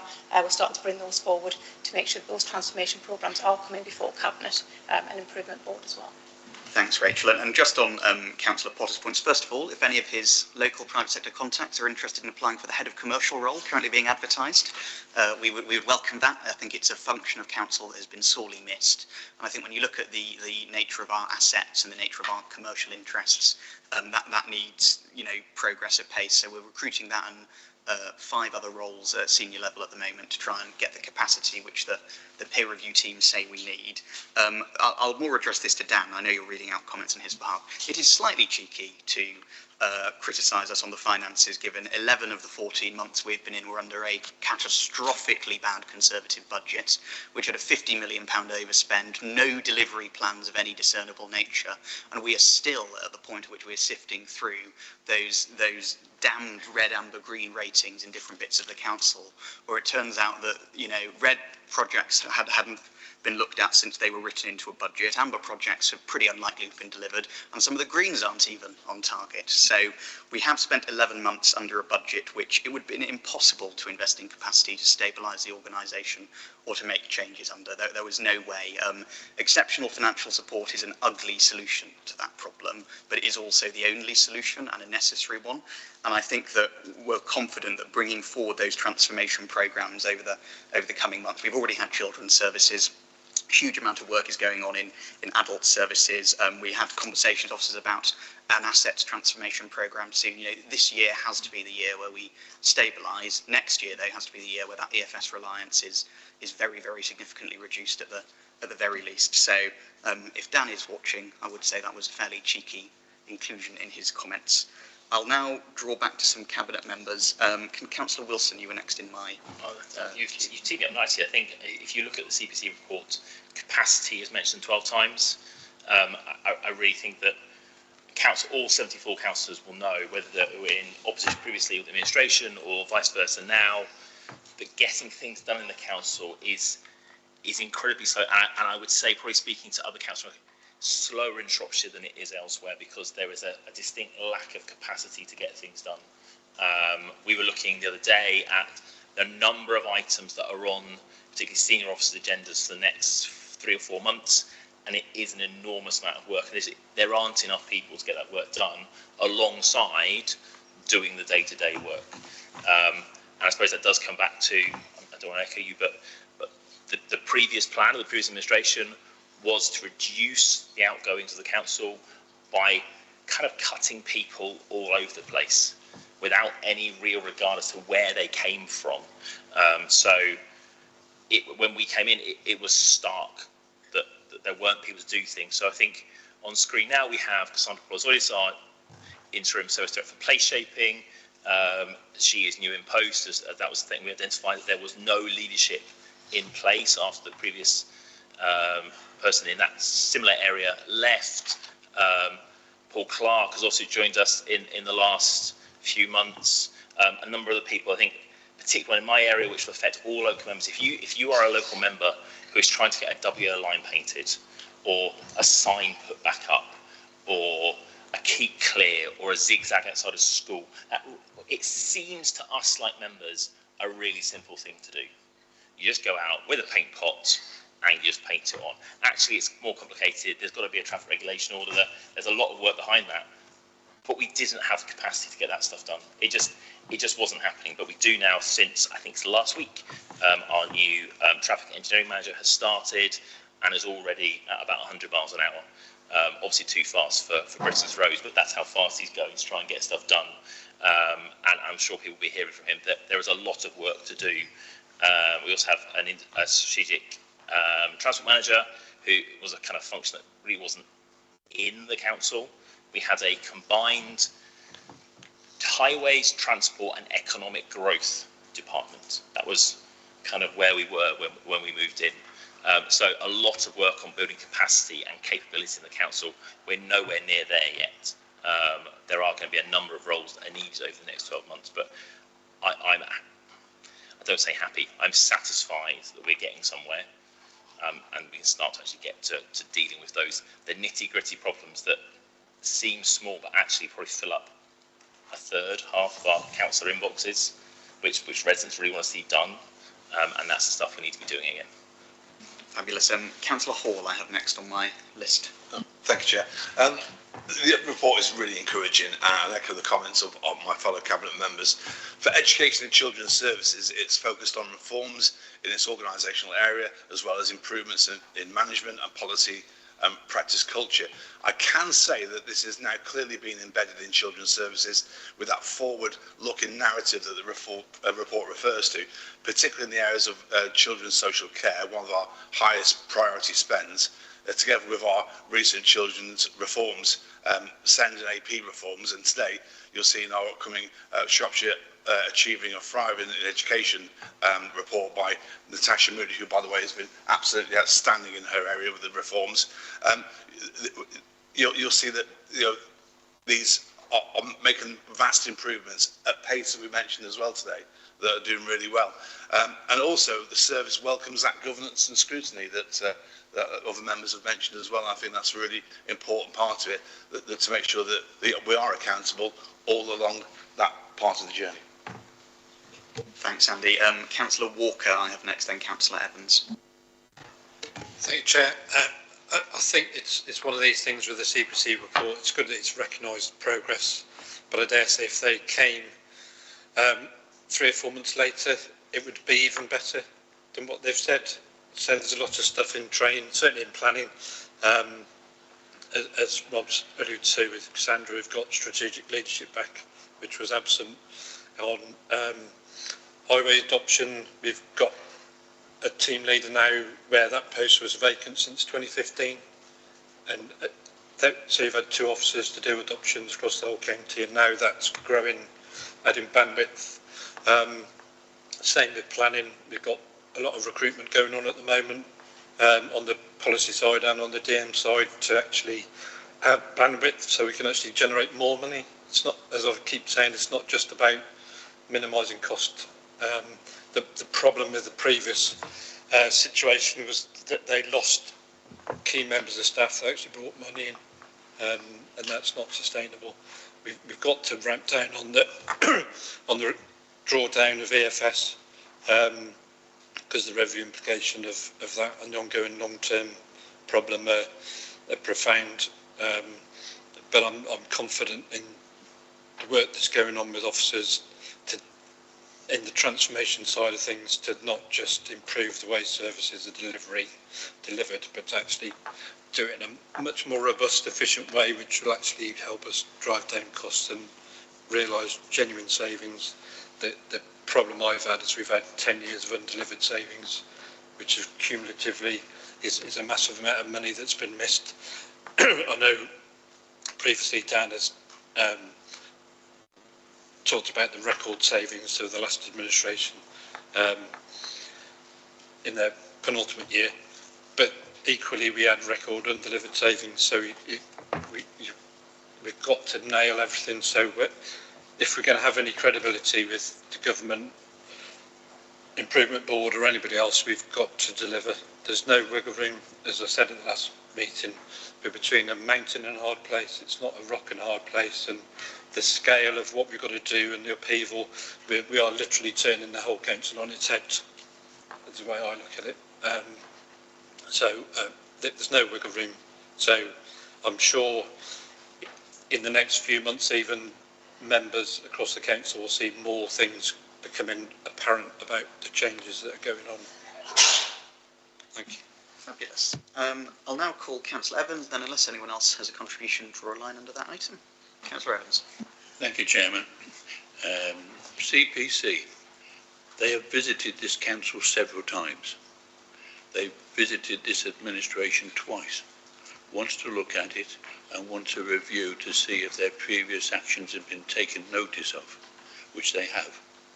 The CPC did report to the previous administration a number of times, and it hasn't been noted, but most of their reports were ignored. Nothing was done. And I could also quote that for the last 16 years, and also the last 7, when limited financial assurances have been issued by our internal auditors, all ignored. There is a limited assurance for this time, but it's nice to read in it, and this is our auditors looking at how we're doing. The last quarter of the last financial year, they detected change, which is happening. There's a strategy in item 8 today, which is looking at it.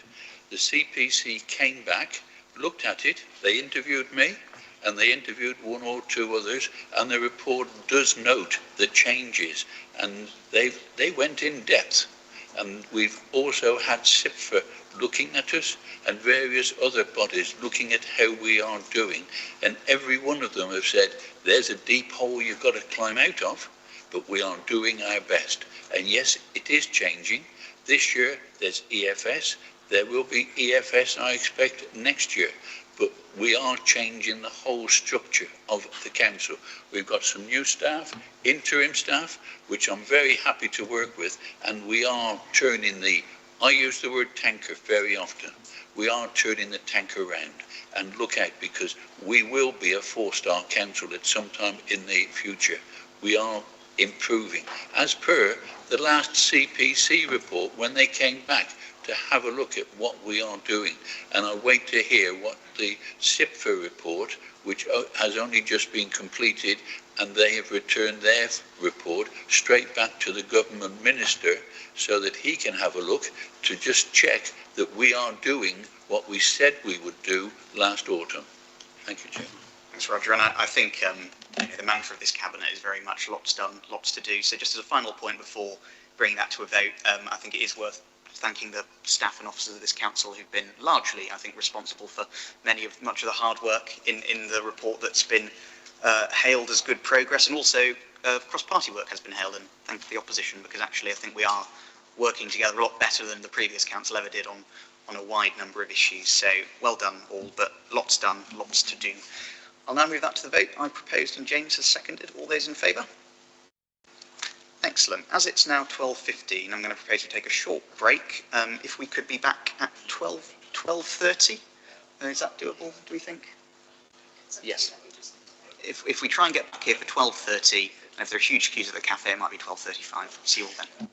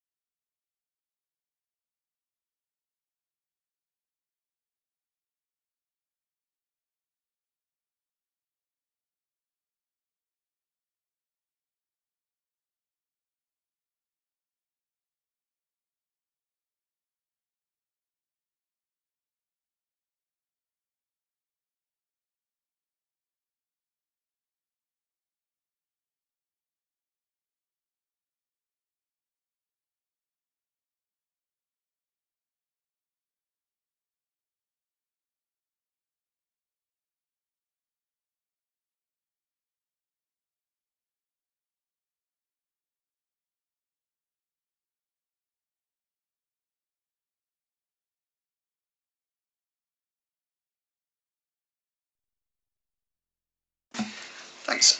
Welcome back, everyone. We're now going to move swiftly on to the draft medium-term financial plan 27 to 32, which Councillor Evans is going to be presenting. Councillor Evans. Thank you, Chairman. As per the title, this is an update on the medium-term financial plan that was presented and agreed last February. It is a draft, and a full proposed medium-term financial plan for 27-28 and subsequent years will be presented next October. Detailed budget planning is at present taking place, and arrangements are set out in this report. This includes an updated view on the likely need for exceptional financial support in 2026, 27, 27, 28.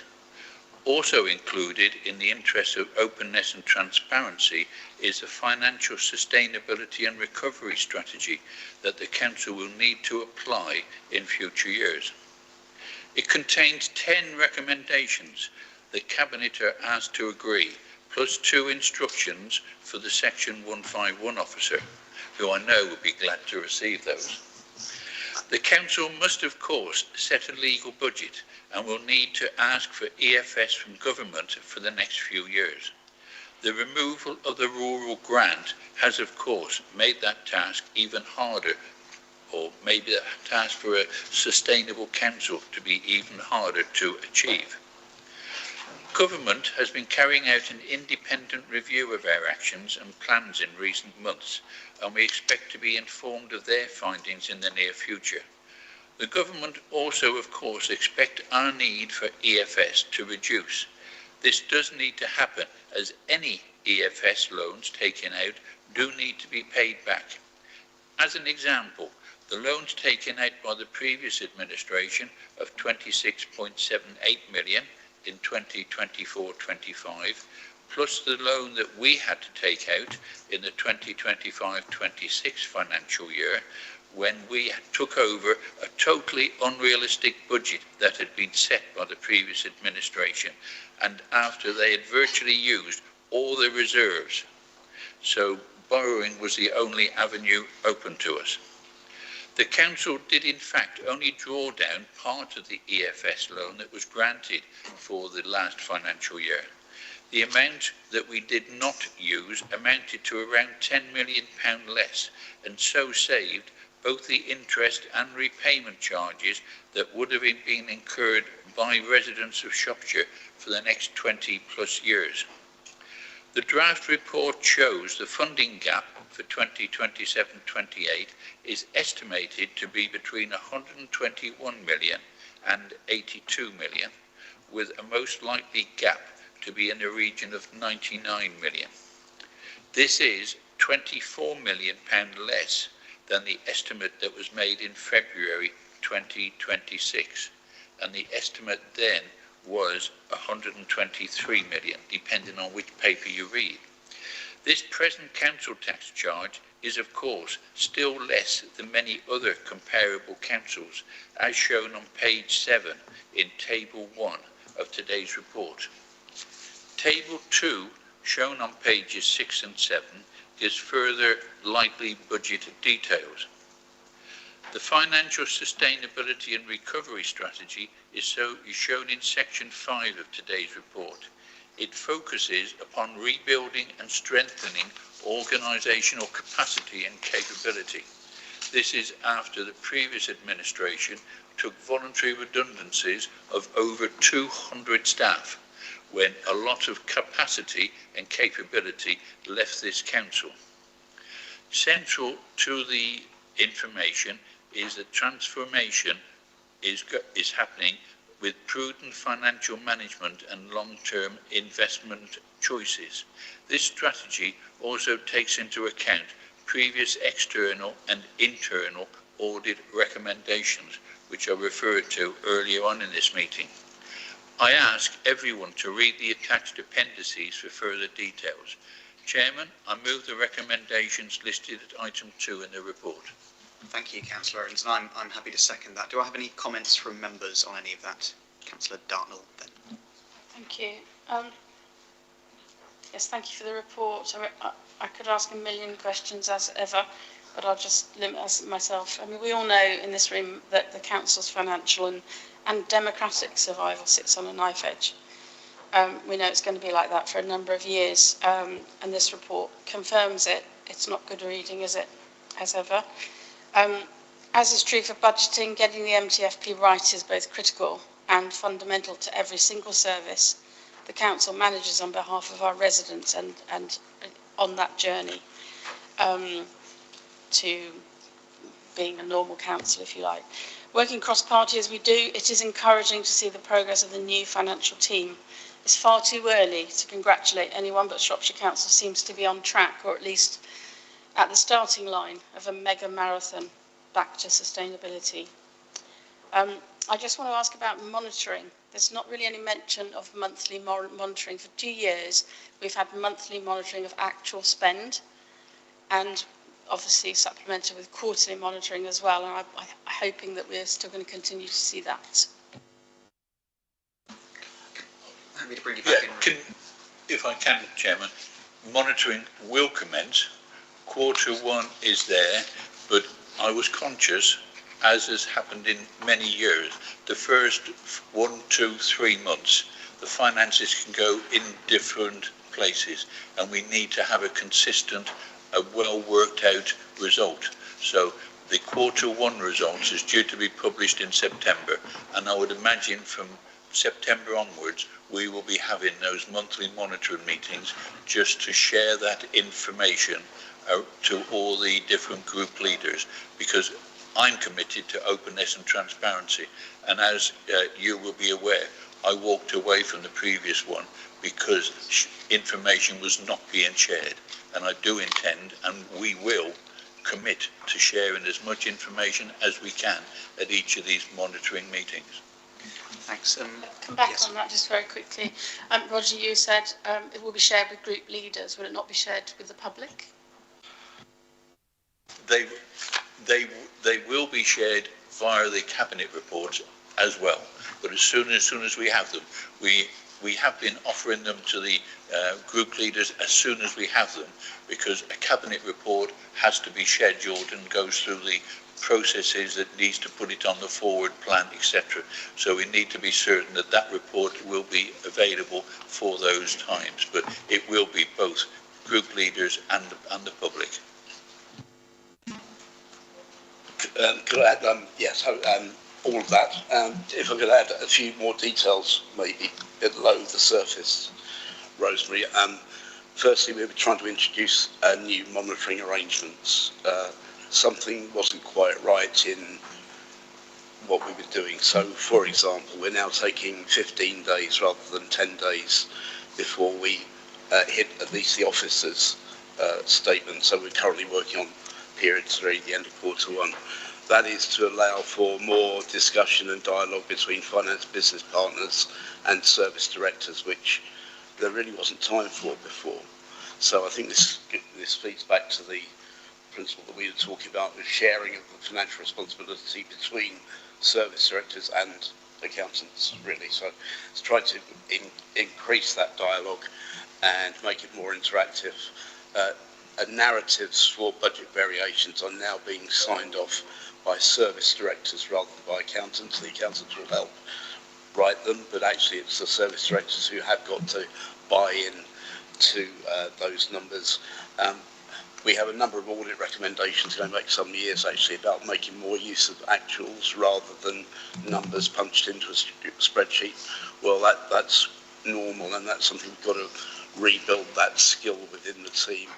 And we will be looking to restructure the finance function over the coming months, although just like every other space that we work in, capacity in the market is limited at the market, I'm afraid. So there's a lot of stuff going on under the surface, and in all honesty, the monthly reports to Cabinet are a bit draining because you've got people writing reports all the time, when actually would rather than being a little bit more analytical and forward-looking. So there's a lot more going on as well, and within all of that, Roger, I think it's fair to say it is absolutely critical that we land the 26-7 budget on target. If we have got our assumptions wrong in rebuilding the structural deficits and the unachievable savings, then we will have a problem which will just roll forward into future years. So it's very important we get the monitoring right this year. Thanks, Duncan. I think it just underlines, this year is about stability, but next year is about transformation, and that is really what I think efforts have to be focused on once we've got those basics in place. Councillor Housman. Thank you, Chair. So the report says savings weren't achieved, demand in adult and children's social care were not budgeted, targets were over-ambitious and detailed plans were not in place. Well, our job here as opposition is to challenge and scrutinise on these areas, and if delivery plans are still largely not in place, that makes it really, really difficult. But as I'm going through the report, so it says that reductions came from assumptions for inflation and pay. Well, what are they? We need those to be explicit so that they can be challenged. And what's the risk of them not being achieved, so that can be properly scrutinised. It says assumptions on the scale and timing of capital receipts from asset disposal. Again, these need to be explicit. What are they? The Appendix 1, page 13, the asset disposal strategy. Current disposal pipeline, apparently this has now or phase 1 of this is now complete. It's not going to be made available until August. So, what is it we actually need to see this and be able to be in a position to challenge? Page 19, process. It talks about having clear benefits identified that we can then monitor. And this is what I keep asking for. So I know that you're trying, but I can't scrutinise. I can't do my job properly without this information. Budget principles, this one worries me. So down to the democratic bit. Point 2 makes absolutely no mention of members. And I would ask Cabinet to consider that, please, because I think we are an important part of that democratic process. The asset disposal programme, who's doing the valuations? Now, you talked about a particular local company doing the valuation for Shire Hall, but there's a whole asset disposal pipeline. So will all the valuations be carried out by independent local experts rather than internal officers? Oh, you'll be pleased to know that's it for that one. Thanks, Don. Roger or Duncan, you can choose.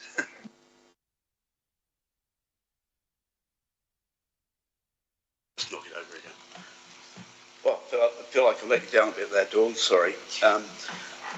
Starting with asset disposals, asset valuations, to be fair, I think the report from Montague Evans, who are conducting the audit on Cassandra's behalf of all of our estate, the first part of that was completed, I think, only last week. So that's currently being reviewed and looked at closely by officers, and we're not in a position yet to actually interpret for sure what that means. But one thing I can say is the valuations that we were using were outdated, and we have seen market shifts. So some of those valuations that we had assumed for a current pipeline, which I'll come back to in a moment, have not all, some of them have actually decreased.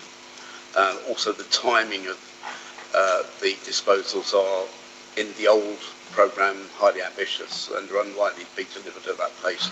So there's a lot of news coming out of that valuation exercise. It's focused on the 41 sites so far, and it's moving on to, I think, another 300 odd sites. So there's a lot more work to do there. But it's thought that the 41 were the headline sites that were most likely for disposal. But even then, as I say, there is some question around that now. Valuations as properties get to disposal will be on the best case basis. Montague Evans, I believe, are a national company, but the valuations on Shire Hall, for example, have been carried out by a local valuation valuers, Berries, who I think may be known into the room. There's a difficulty, so that's the kind of where we are with the assets programme, and I think there's a report coming to Cabinet in August, September, which will actually provide a lot more detail about assets. There is a big issue about where we disclose the names of assets. There's certainly an issue about disclosing their values, because that could be commercially sensitive, but we're working through that at the moment. And I think scrutiny also, Chris is going to have a look at disposals on a regular basis as well. In terms of all that information, Dawn, in terms of the assumptions, there is some commentary in the report in Appendix D, I think, of what those assumptions are. There was a lot more detail on the assumptions back in February, so I might refer you back to the February report if you want to get back to where we started from. But the changes in assumptions in this report are listed in the report. If I just name a few of them, we were assuming 3.5% for pay in 27/8. We've reduced that assumption to 3%. Might be right, might be wrong, but that's where we've taken it so far. Inflation was running at 3%. We've reduced that to 2.8, which is the current CPI. We've made significant changes to debt financing costs because we borrowed less than we were expecting in 26/7/56, and we're also forecasting borrowing less than we were projecting in 27/8, so that number has come down quite a lot. Apologies for the confusion in the report around the cost of debt. I always work to a rule of thumb that it's, if you're paying principal and interest, it's 10% of whatever you borrow. And I think by writing reports by committee, we've actually got a bit more detail in there now, and it's about £85,000 for every million borrowed, which is less. 5.6% is the interest rate on EFS, for example. We have to pay principal as well over 20 or 25 years, so that's what brings it up to closer to 10%. There's a bit of a difficulty, I think, in trying to simplify reports and make them clear to members and to the public and filling them full of detail. And I think with some of those questions, Dawn, I'd encourage you to refer those questions through scrutiny, which I think has got more specific time for finance and improvement to deal with those, and we'll try and deal with those in the detail that you require there. And of course, we're always available if you want to give us a ring and ask some questions. You had another point, and I've forgotten immediately what it was. Budget principles? Oh, budget principles. I don't think members get a mention because of the budget principles. It's for everybody. They're principles that the whole of the county need to understand. And as we get into some very difficult decisions in this room over the next few years, then it's good for the whole of the county, all of the residents, all of the members, all of the staff, to be working to a single set of principles, and that's what those principles in the report are trying to set out. Fabulous. I don't know if you wanted to come in any of that, Roger, or Duncan's probably covered. No, I think that covers it, and both the Section 151 officer and myself, we meet weekly and discuss all issues, so we do have a good working relationship. And the CPC, when they came in for the initial view of this council, they were surprised at the relationship that was taking place then.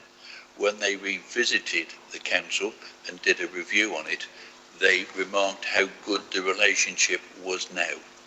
And I can say that both the 151 officer and myself, we meet, we discuss, and we are of one mind. So we work together to deliver what is needed for this council.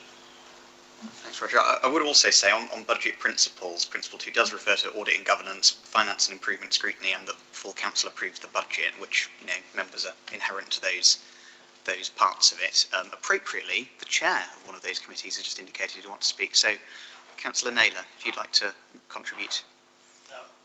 Thank you for taking this from the floor, but just very quickly to confirm that this particular report and the thinking behind it is a key item on our scrutiny meeting on Monday. So we're looking very much forward to that further discussion with Duncan to take us through all this, and Roger too if he's there. So as Duncan's prompted, we will be giving this a further look at on Monday and looking forward to future reports going into the autumn. And I'd like to thank all concerned for making that happen at rather short notice. Thanks. Thank you, Councillor Naylor. Well, I'm very happy to second Councillor Evans' recommendation, and so we can move to the vote now. All those in favour? Excellent, that's clearly carried. So I think we're back over to our dynamic duo, the Annual Treasury Report 25/6. Roger and presumably Duncan. Thank you, Chairman. I ask members to note this report is also being presented and discussed both at the Audit and Governance Committee and Council, both asking for the approval, the one on the 15th of July and the second one on the 16th of July. And for that reason, my comment today will be short, as I expect everyone has read the report. The recommendations are listed at section 2 and again are quite short. However, I would like to congratulate our staff that even with the reduced level of cash balances, they achieved an investment income of 2.409 million. Also, that it is noted that all activities during the year have been within approved prudential and treasury indicators and have complied with the treasury strategy. Then finally, I'd also like to point out in Appendix A, the Council is also managing the deficit position for the Dedicated Schools Grant, or DSG as it is commonly referred to, which stands for this Council at 45.6 million. Chairman, I move the recommendation shown in part 2 of the report. Thanks, Councillor Evans. Anyone have any comments on that? No, well, nor do I, you'll be relieved to hear. So I'm very happy to second that. If we move to the vote quickly, all those in favour? Superb. So that means we can move on now to item 10, which is the Shropshire UK Shared Prosperity Fund Review of Progress and Programme Evaluation, which I'll be presenting. So I think the report we have today is in many ways a celebration of what partnership working can achieve when done right. Over the last 4 years, the UK Shared Prosperity Fund has helped deliver millions of pounds of investments into businesses, communities, skills, town centres and rural areas across Shropshire. The independent evaluation undertaken concludes that the programme has been well managed, delivered strong outcomes and has created a lasting legacy across the county. The range of projects has been remarkable and is a real testament to that. We've restored heritage assets like the Cambrian Station building in Oswestry, invested in Attingham Park, improved access to the countryside, supported armed forces communities, funded community kitchens, backed arts organisations such as Arts Alive and The Hive, where I really declare an interest as I am a trustee, and invested in community connectors and cultural grants, with grassroots organisations delivering projects that simply wouldn't have happened otherwise. We've also backed economic growth by helping hundreds of businesses innovate and expand, invested in digital skills through the School of Coding, created the Shropshire Skills Hub with the Chamber of Commerce, supported people back into employment through programmes like Step Up, and funded sports, health and employability projects through Shrewsbury Town Football Club and its partners. These aren't just projects on a spreadsheet. They are businesses growing, historic buildings brought back into use, volunteers supported, stronger communities and people gaining the skills and confidence to find work and get back into the economy. I want to place on record at this point my thanks to the officers who have worked so hard delivering this programme and all the programmes beneath. The evaluation is absolutely clear that Shropshire has built an excellent reputation for delivery, partnership working and effective programme management. That should make everyone in this chamber proud, and I know some of the officers working on it are probably listening, so thank you. But there is also, and it's hard to ignore, a bit of a sadness running through the report. This programme comes to an end in September. The report makes clear that there is currently no successor fund from central government offering the same flexible investment for places like Shropshire. Rural counties across the country, many are in similar positions. That is deeply concerning. Shropshire Council has demonstrated in this sphere with UK SPFs that when trusted with funding, we deliver. Yet rural counties like ours are increasingly finding ourselves asking, where do we fit? Combined authorities and mayoral areas continue to benefit from significant long-term investment settlements, while counties without a mayor are too often left competing for short-term pots or, as is increasingly the case, missing out altogether. Our businesses are no less ambitious, our communities are no less deserving, our residents pay their taxes just like everyone else. So what exactly are rural counties without a mayoralty supposed to do when it comes to these important economic growth and heritage projects? That is a question that the Labour government ultimately needs to answer, because the success of our UK SPF programme shows what can be achieved when funding is devolved to local places that understand their own communities. I hope today's report is not simply a celebration of what has been achieved, but a reminder to government that counties like Shropshire deserve a fair share of future growth funding too. We've shown what we can deliver, and we clearly need the opportunity to work with central government to continue doing so. That is why the recommendations here ask that Cabinet writes to ministers and makes that appeal, whoever they may be, after perhaps a new Prime Minister is elected, and makes that case clearly. So I'm very happy to propose this report and the recommendation. I think that it's a really positive piece of work on behalf of that our officers have undertaken for us, but also there is an air of sadness about the fact that actually counties like ours have just dropped off a cliff edge with funding from government, and there's no real way around that until policy changes. So I can see Councillor Wilson signalled. Rob. Well, I'm happy to second that, Councillor Wagner. I think it is a shame that the Leave the Labour group has had to leave the meeting, but it really is an indictment on this government that not only has the Rural Services Grant gone, bus funding has gone down, no UK Shared Prosperity funding, no Pride in Place funding. We really are being starved of what we need when we need it most. And the answer you ever get back, really, I speak to the Member of Parliament of Shrewsbury, is we'll join the mayoral authority. I don't think that's right, to be honest. I think we deserve better than that. However, having said that, I'd like to draw attention to one particular scheme that was funded by UK Shared Prosperity. That was the Shrewsbury Moves e-bike scheme. It's now delivered, I think, 250 e-bikes on a loan basis to residents, some going far outside of Shrewsbury, people commuting in. What that's shown is that people can be encouraged, if it's available, at least facilitated into doing things slightly differently. There are people on that scheme who previously were having trouble walking, so actually being on a bike is easier for them. They're having trouble parking, it's much more affordable.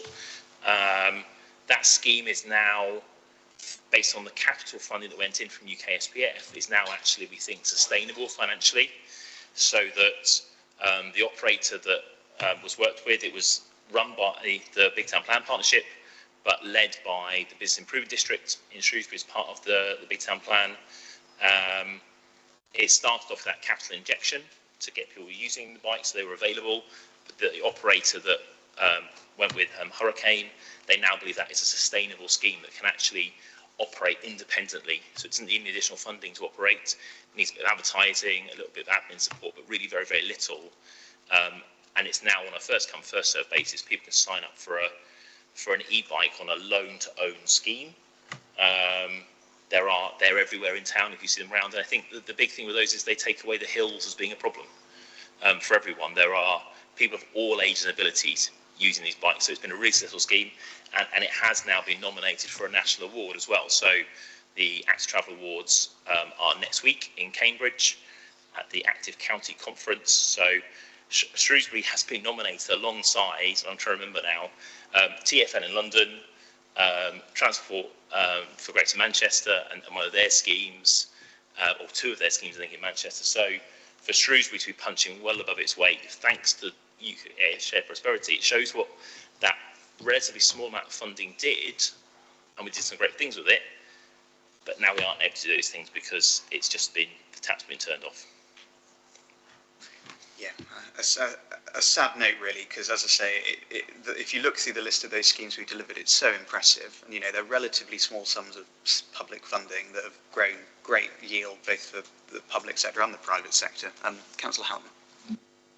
I would echo that completely, and it is a real sadness that this fund is ending, because it did provide those much smaller businesses, many in rural communities, with a small fund that helped them to develop and take that next step forward. The ones that I'm aware of have always been extremely pleased with the support from officers and the level of expertise being provided, and are disappointed that it's finishing as well. And I think it's, fully support the recommendation of a strong letter, because there isn't any other funding coming through, and rural communities yet again are being left behind. Councillor Husman. Thank you, Chair. I support the fact that this current government is starving us out here. The excessive focus on urban councils is massively to our detriment. We all know that, and we do need them to reconsider what they're doing to our county. And I welcome any investment that supports Shropshire's businesses, communities and town centres, and I recognise the work that has gone into delivering this programme and some of the things that you've mentioned here today. The report shows plenty of activity, but it is less clear on the lasting economic difference made for Shropshire residents and taxpayers. The real test is not whether the allocation was spent, although it's disappointing that only one budget line achieved 100% spend. It is whether that spending created sustainable jobs, improved productivity, strengthened rural businesses, reduced economic inactivity and delivered a measurable return on investment in the longer term. On that test, the evidence isn't at the moment quite strong enough. In fact, in section 13.1, 2 and 3, which mentions money spent on carbon reduction initiatives, the report itself admits that the potential impact on climate change is difficult to quantify. I say that particularly given the financial situation we are in, every single pound we spend needs to provide clear and measurable lasting benefit. I'm particularly concerned that around 495,000 of rural fund money was returned to government and that rural business spend reached only 61% of its allocation. In a county like Shropshire, where rural businesses face huge pressures, that raises serious questions about delivery capacity, timescales and whether support reached the communities that needed it most. Now, I do accept that the DEFRA delay caused a delay in releasing the funding, but our rural businesses really needed that money. There is also a wider sustainability issue. UK SPF funding was time limited and now this is no longer available, as has already been said. Available projects that have had previous investment may be at risk. We should not be creating programmes that look successful while grant funding exists but fade away once the money stops. Residents deserve to know what will last, what will continue and what has genuinely changed. I mean, it's good to hear what Councillor Wilson just said, that one of the schemes is now considered to be self-funding. But I'd suggest that all projects funded need to evidence a path to sustainability. Should any funding become available in the future, this principle, I think, needs to be at the core. So my question to Cabinet is this: will you commit to bringing back an outcomes-focused report in 12 months, showing how many of these jobs, businesses and schemes still exist and what ongoing economic value has been generated, plus any additional growth resulting from the original investment, along with an assessment of ROI, so that we can truly assess just how effective this spending has been in the longer term? Thank you very much. Thanks, Councillor. Just before I draw Councillor Owen in, I mean, there is a 96-page outcomes report done between us, government, and Invest in Shropshire as one of the appendices, which is fairly thorough on some of the points raised.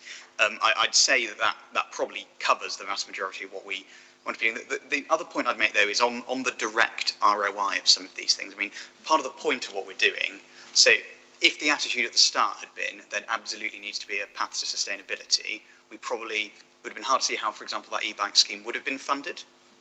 Part of why you're given UK SPF by government is the experimental nature of it. Actually, this is a chance to do things at a small scale, often pilot schemes, see if they take off, see how they could take off, and then, if they do as that scheme has, then you continue it in the long term.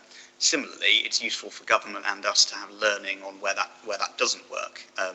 So I think the point is reasonable. I would be loath to spend a significantly larger amount of officer time and in some cases consultant time on this than has already been spent, partly because, as I say, we by September aren't going to have this funding anymore, so we're not going to be basing any of our decisions on it. Government have pulled the plug on Shropshire. But some of those projects, I think, are coming through Shropshire Council now, and we're looking at how the learning from them impacts them. So, for example, on the armed forces, it was a UK SPF grant that allowed us to do a lot of work with the armed forces community. It was a Home Office grant, an MOD grant that allowed us to do more outreach. Even though those are ending, actually the useful work they've done hasn't been in vain, because we can start to look at how we develop our own plans. So I totally accept the point, but I also think it's important to say that by nature some of these projects are seeing if it can work rather than making sure that the money goes in something that definitely will. That was a lot of the purpose of UK SPF. And frankly, it's why it's sad that it isn't there anymore, because we could also learn from other councils that were getting similar pots, whereas now, of course, it's urban authorities in mayoral areas that we can look to, where the relevance is just going to be nowhere near for Shropshire in many instances. Councillor Owen, did you want to come in there? Yeah, I think it's just a matter of, it's always worth raising the point that UKSPF simply replaced what funding we used to get from the European Union for projects such as this. And as a direct result of us leaving the European Union is why the government can pull the plug on funding for Shropshire. I think it's a direct result of that vote that we have been left in a situation where there isn't funding for the smaller projects in Shropshire. Leisure projects especially, there's just no funding for any from government already. And other sort of transformation and economic growth projects that have never been funded by a British government in the past, they suddenly had to try and pluck something out of nowhere due to a vote, and now they've realised it's unaffordable to under the current economic situation. So they've pulled the plug, and they're clearly focusing it on their sort of core voter bases in urban areas, because it is cheaper to deliver projects in urban areas. I think it's a problem of Shropshire's own making in one respect, but one I hope that we can fix in the future. Absolutely. I think that's a useful discussion, and as I say, the recommendation includes trying to formally write to the government and its departments, noting those concerns around the loss of funding to rural and non-combined authority regions and what effect that will have on Shropshire. So I've got a proposer and a seconder in Councillor Wilson. I think we can take that to the vote at this point. All in favour? Excellent. So that moves us on to item 11, which is Bridge North Youth Club or Disused Youth Club Asset Decision, which Councillor Evans is presenting. Roger. Thank you, Chairman. I present to Cabinet the report entitled Bridge North Youth Centre, although, as stated in the report, it ceased to operate as a youth centre some time ago. The site closed in November 2024, and details of this are shown in part 3.2 of the report. A condition service indicates that the building is in a poor condition and would require substantial remedial works before it could be safely and sustainably brought back into use. No alternative use has been identified, so as outlined in an earlier report today on this agenda, where no use can be identified, the asset needs to be sold. Outside organisations are monitoring what this council does. EFS, as has been referred to, is being used, and selling this will help reduce the borrowing this council needs to do. As I understand it, local councillors have been informed of these proposals. I have talked with the Bridge North Town Clerk. I also arranged a briefing session with the 4 Shropshire councillors from the Bridge North area, although only 2 were able to attend the actual briefing. I have not been contacted by anybody with alternative use for this asset, and so, in recognition of the council's financial position, I move the recommendations as listed in part 2 of the report. Thank you, Councillor Evans, and I'm happy to second that. Do we have any comments? Councillor Huseman. Thank you, Chair. It's only a brief one, this one, but I have been asked by local members and by a number of residents to raise the issue that there are increasing concerns that this is following the same pattern that we've seen elsewhere. Close service, leave the building vacant, let it degrade, and then declare it surplus and sell it. The key question here, I think, is whether youth facilities are being viewed as essential community infrastructure or simply assets for disposal. Thank you. Before bringing that back to Councillor Evans, I mean, there was an active effort to use this as a youth club, and it petered out to about a day a week, I think, at one point. I don't know if Councillor Hall might want to come in with his youth facilities. Yeah, thank you, Chair. As you'd expect, if you hear youth centres closed, you'd have me jumping up and down and creating a merry fuss. What I can say is with youth services in Bridge North, they are actually being accommodated elsewhere successfully. So therefore, I don't think there's a reason for me to do that jumping up and down. But given the position position this council seems to be at the moment, it would seem perfectly reasonable to dispose of the asset. Councillor Evans, do you want to come back on any of that? I've talked with others and there just doesn't seem to be any alternative use that any credible organisation can come forward. Bridgnorth Town Council did look at it and there was a motion, and that's why I talked to the town clerk just to be sure about transferring or community asset or anything like this. But given the council's financial position, unless it is definitely going to be used, we need to and the word commercial was said today. This is a democracy, and due to the value of it, it's come to the council cabinet meeting for a decision. So I recommend, as per the report and what it says in part 2. Thank you, Councillor Evans. I'm happy to second that, as I say, and I think we can probably just move to the vote in that case. So all those in favour? Fabulous, that is unanimous. So that brings us on to item 12, which is the Shropshire's Children Achieving and Thriving, previously referred to as the Educational Excellence Strategy, which Andy Hall and Natasha Moody will be presenting. So I'll hand over to you two. Thank you, Chair. I'm delighted to present this Shropshire Achieving and Thriving in Education Strategy 2026 to 29. This strategy provides a clear and transparent framework of how Shropshire will champion educational excellence and the safeguard children across all settings. Although schools increasingly operate within autonomous structures such as multi-academy trusts, the Council continues to have a vital role in ensuring that every child can achieve and thrive. The strategy strengthens our oversight of attendance, attainment, inclusion, SEND, safeguarding, while supporting educational leaders through the challenge and collaboration. Importantly, it aligns closely with the Families First Partnership ambitions by promoting earlier support, stronger inclusion and better outcomes for vulnerable children and young people.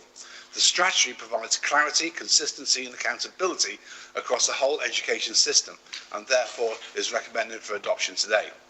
The strategy is not about creating new bureaucracy or new costs, it's about ensuring that within our existing resources we fulfil our statutory responsibilities, we have a clear and transparent framework that helps every child in Shropshire achieve, thrive, be safe, regardless of where they're educated. So why does this strategy matter? The educational landscape is increasingly diverse, with most schools now operating as academies outside the direct local authority control. Despite this, the Council retains statutory duties to promote high educational standards, safeguard children and young people, monitor and challenge educational providers where concerns arise, and escalate concerns regarding academies and other providers to the Department of Education and relevant regulators. So what the strategy does is establish a clear county-wide framework for educational achievement, attendance, behaviour, inclusion and SEND, and safeguarding. It introduces consistent monitoring arrangements, early identification of risk, clear threshold of support, challenge and intervention, greater transparency of how concerns will be raised and addressed, stronger governance and accountability arrangements. The benefits and opportunities for Shropshire Council are improved oversight. The strategy creates a stronger line of sight across settings through regular data analysis, targeted visits, structured conversations with schools and trust leaders, clear reporting arrangements through governance and scrutiny.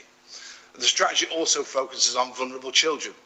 A particular emphasis is placed on children with SEND, children in care, children requiring alternative provision, and early identification of needs in coordinated support. Support for social improvement, for school improvement. The strategy clarifies the Council's improvement offer for maintained schools, strengthens support for new head teachers, provides support around Ofsted inspections, aligns with national reforms, including the Government's Region Improvement for Standards of Excellence programme. So this does align with our corporate priorities. The strategy collaborates directly to everyone has the opportunity to be healthy and thrive at every stage of life, safe, inclusive places with homes that meet their needs. So the risks, if the strategy is not adopted, are reduced safeguarding oversight in educational settings, failure to meet statutory responsibilities, weaker challenge and support arrangements, poor educational outcomes, increased likelihood of weak Ofsted outcomes, and reputational damage to both the Council and the County. And this is the important bit, the financial position. The strategy is intended to be delivered within the existing resources and current grants. That's the dedicated schools grant. There are no specific new financial commitments identified, and the report argues that improving educational outcomes and inclusion will reduce the long-term economic and social costs associated with educational failure. It would be therefore like to propose that this Cabinet endorses the Shropshire Achieving and Thriving Educational Strategy recommended from 2.1 to 2.2. I want to add that we are very fortunate to have the author of the report, Natasha Moody, with us here this afternoon, who's the Director of Children's Services Reforms, who can support any questions from members. Thank you, Chair. Thanks, Councillor Hall. Councillor Huseman. Thank you, Chair. So no one is going to disagree with the ambition that every child in Shropshire should achieve and thrive. The question is whether this strategy will actually deliver that ambition. My concern is that much of this document is about process monitoring and governance rather than measurable improvements in educational outcomes. We're promised more data analysis, more strategic conversations, more oversight and more reporting, but where are the clear targets against which residents can judge success or not? The report acknowledges that most schools now operate outside direct council control, so it's unclear how the council will influence academy trusts where problems are identified beyond escalating concerns to others. There are also financial questions. The report states that there is no dedicated school improvement funding following the removal of the school monitoring and brokering grant, and that implementation will be contained within existing budgets. At a time when schools and SEND services are already under significant pressure, it is reasonable to ask whether the resources match the ambition. Also, given that we are trying to reduce or hold budgets in the face of growing demand, I can't see how improvements can be achieved whilst contained within existing budgets. Finally, the strategy speaks repeatedly about improving outcomes, attendance, behaviour, inclusion and safeguarding, all great things, but the report provides little detail on the baseline position of the level of improvement expected by 2029. Without clear milestones, how will Cabinet know whether this strategy has genuinely succeeded? So my question is to Cabinet, what are the 3 key measurable outcomes that will be used to judge the success of this strategy by 2029? What's the baseline, and what specific actions will Cabinet take if those outcomes are not achieved? Thank you. Andy or Natasha want to come in on that? Yeah, okay. Okay, there's quite a lot in there, so if I don't cover them all, please just let me know what I've missed. So, in terms of the success measures, I hope you'll remember that we were at People Overview and Scrutiny Committee last week. At that committee, we took a paper which had a balanced scorecard that effectively gave you an oversight of children's services performance in there. That included a number of education outcomes that we're expected to report on both nationally and locally. The expected benefit of that is that actually you've got a baseline in terms of where we are now. There was also a target that was set based on the national requirements that we've got, and we committed to reporting back at that committee every time it met so that you could make sure that there was suitable oversight on our performance. So hopefully that mechanism is there to enable members to have visible and transparent data about the way in which our schools are performing. What you would have seen, I think, in that data set is that actually some of our outcome indicators are not where we'd want them to be. So, for example, we have a number of children who go to school in reception class and get to school not ready to learn. And actually we've been set a stretch target by government to get to 77% by 2029. So again, all of those targets and that detail is sitting in the scrutiny pack, which you should have access to. Despite the fact that actually we're operating in a changing strategic landscape where actually, you know, a lot of schools are multi-academy trusts, the role of the local authority is really quite clear. And I have to say that's probably changed quite significantly in the last 12 months, where the Department for Education are holding local authorities as place shapers and leaders accountable for the delivery of their schools within their patch. So that doesn't just include maintained schools, it's also about making sure that we've got that consistency of performance across all of our schools and settings. So actually, whilst it might feel like we don't have a mechanism to control you know, multi-academy trusts, actually this is not what the strategy is about. The strategy is about saying let's have a shared framework for looking at the way in which we perform and hold each other to account for actually the support and challenge that we both need to provide to one another to make sure that the ecosystem of support is helping our children to do better at school ultimately. What I would say as well is we've got increasing support, I think, from the Department for Education, who are writing to our schools as part of the RISE programme that Andy mentioned, basically saying we will put in a package of intervention and we expect your local authority to monitor you closely, and that is across some of our multi-academy chains. So actually there is a rising expectation from the department that they will support us to enact some of that. In terms of the resources, I would say whilst we don't have the grant that you mentioned, we do still have the Dedicated Schools grant. The way in which that grant is funded or split is across multiple different parts, one of which it specifically relates to these duties. So the funding is there to allow the local authority to discharge those duties in a way that is affordable to the council and supports the schools to do what they need to. What this does, I think, is gives us a framework or a mechanism for making sure that actually we're clear and transparent with both members and with schools about how we plan to enact that. What I can tell you is I'm confident that that resource we've got within the team will enable us to do that, albeit it will be challenging because we're starting from a lower base than we'd like to in terms of some of our performance. And I would encourage all members really to make sure that actually they do maintain that focus on our implementation. This is really important. You know, we know that children's education and them getting the best start in terms of getting to school ready to learn and achieve and thrive throughout that educational experience makes a significant difference, not only to their education, but also to in terms of the lifelong impact that that will have in terms of their health, economic benefits and all of that. So it is really important that members do maintain that focus and hold us accountable for that delivery. Thanks, Natasha. That's really thorough. And I think it's really interesting the multi-academy trust changing relationship and kind of way government are actually putting the ball in our court again on quite a lot of that stuff, which isn't what we've been used to. Andy, did you want to come back in before, and if no one else has anything they move to? Yeah, I think that's a really important point that you made, because you know traditionally some of the academy trusts have been sort of a closed shop, and we haven't had the sight on some of the things that perhaps we should have sight on. And what this does, it actually gives us that sight over all the academies to make sure that we're not missing anything, and that which leads to costing this council and the county more daily further down the line. I'd also like to pick up on the scorecard that Sasha mentioned. This was brought up and spoken to extensively at the People's Overview and Scrutiny Committee the other week. Dawn praised it for the amount of data that it was producing, which I thought was really good. So I was surprised that Dawn brought that comment up, because you praised that. And again, that's all about the openness and transparency of the governance and scrutiny that we're putting as a thread through all the papers that we're putting through Cabinet. You would have noticed that every single one is always referring back to that scrutiny that I think is really important, both to make sure that we're providing the best for our young people in Shropshire, and to make sure that it also meets our financial commitments that we've made as part of our plan for Shropshire. Fabulous. Well, in that case, as I say, I'm happy to second, so I think we can move to the vote. So, all in favour? Excellent. That's clearly carried.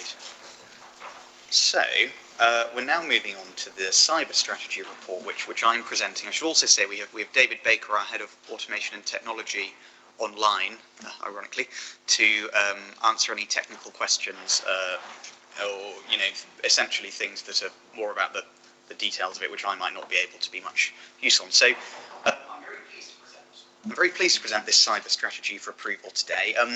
As we all know, we live and work in an increasingly digital world. Every day the council relies on technology, data and connected systems to deliver even the most basic services to residents. Whether it's supporting vulnerable adults and children, processing benefits, managing highways or handling financial transactions, digital systems have become critical to almost everything we do. With that opportunity and benefit comes responsibility, because the cyber threats facing local government are becoming more frequent, more sophisticated and more disruptive. So this cyber strategy recognises that cyber security is no longer simply an issue that can be confined to the ICT department. It is a corporate responsibility and a strategic risk that requires leadership, accountability and a whole council response.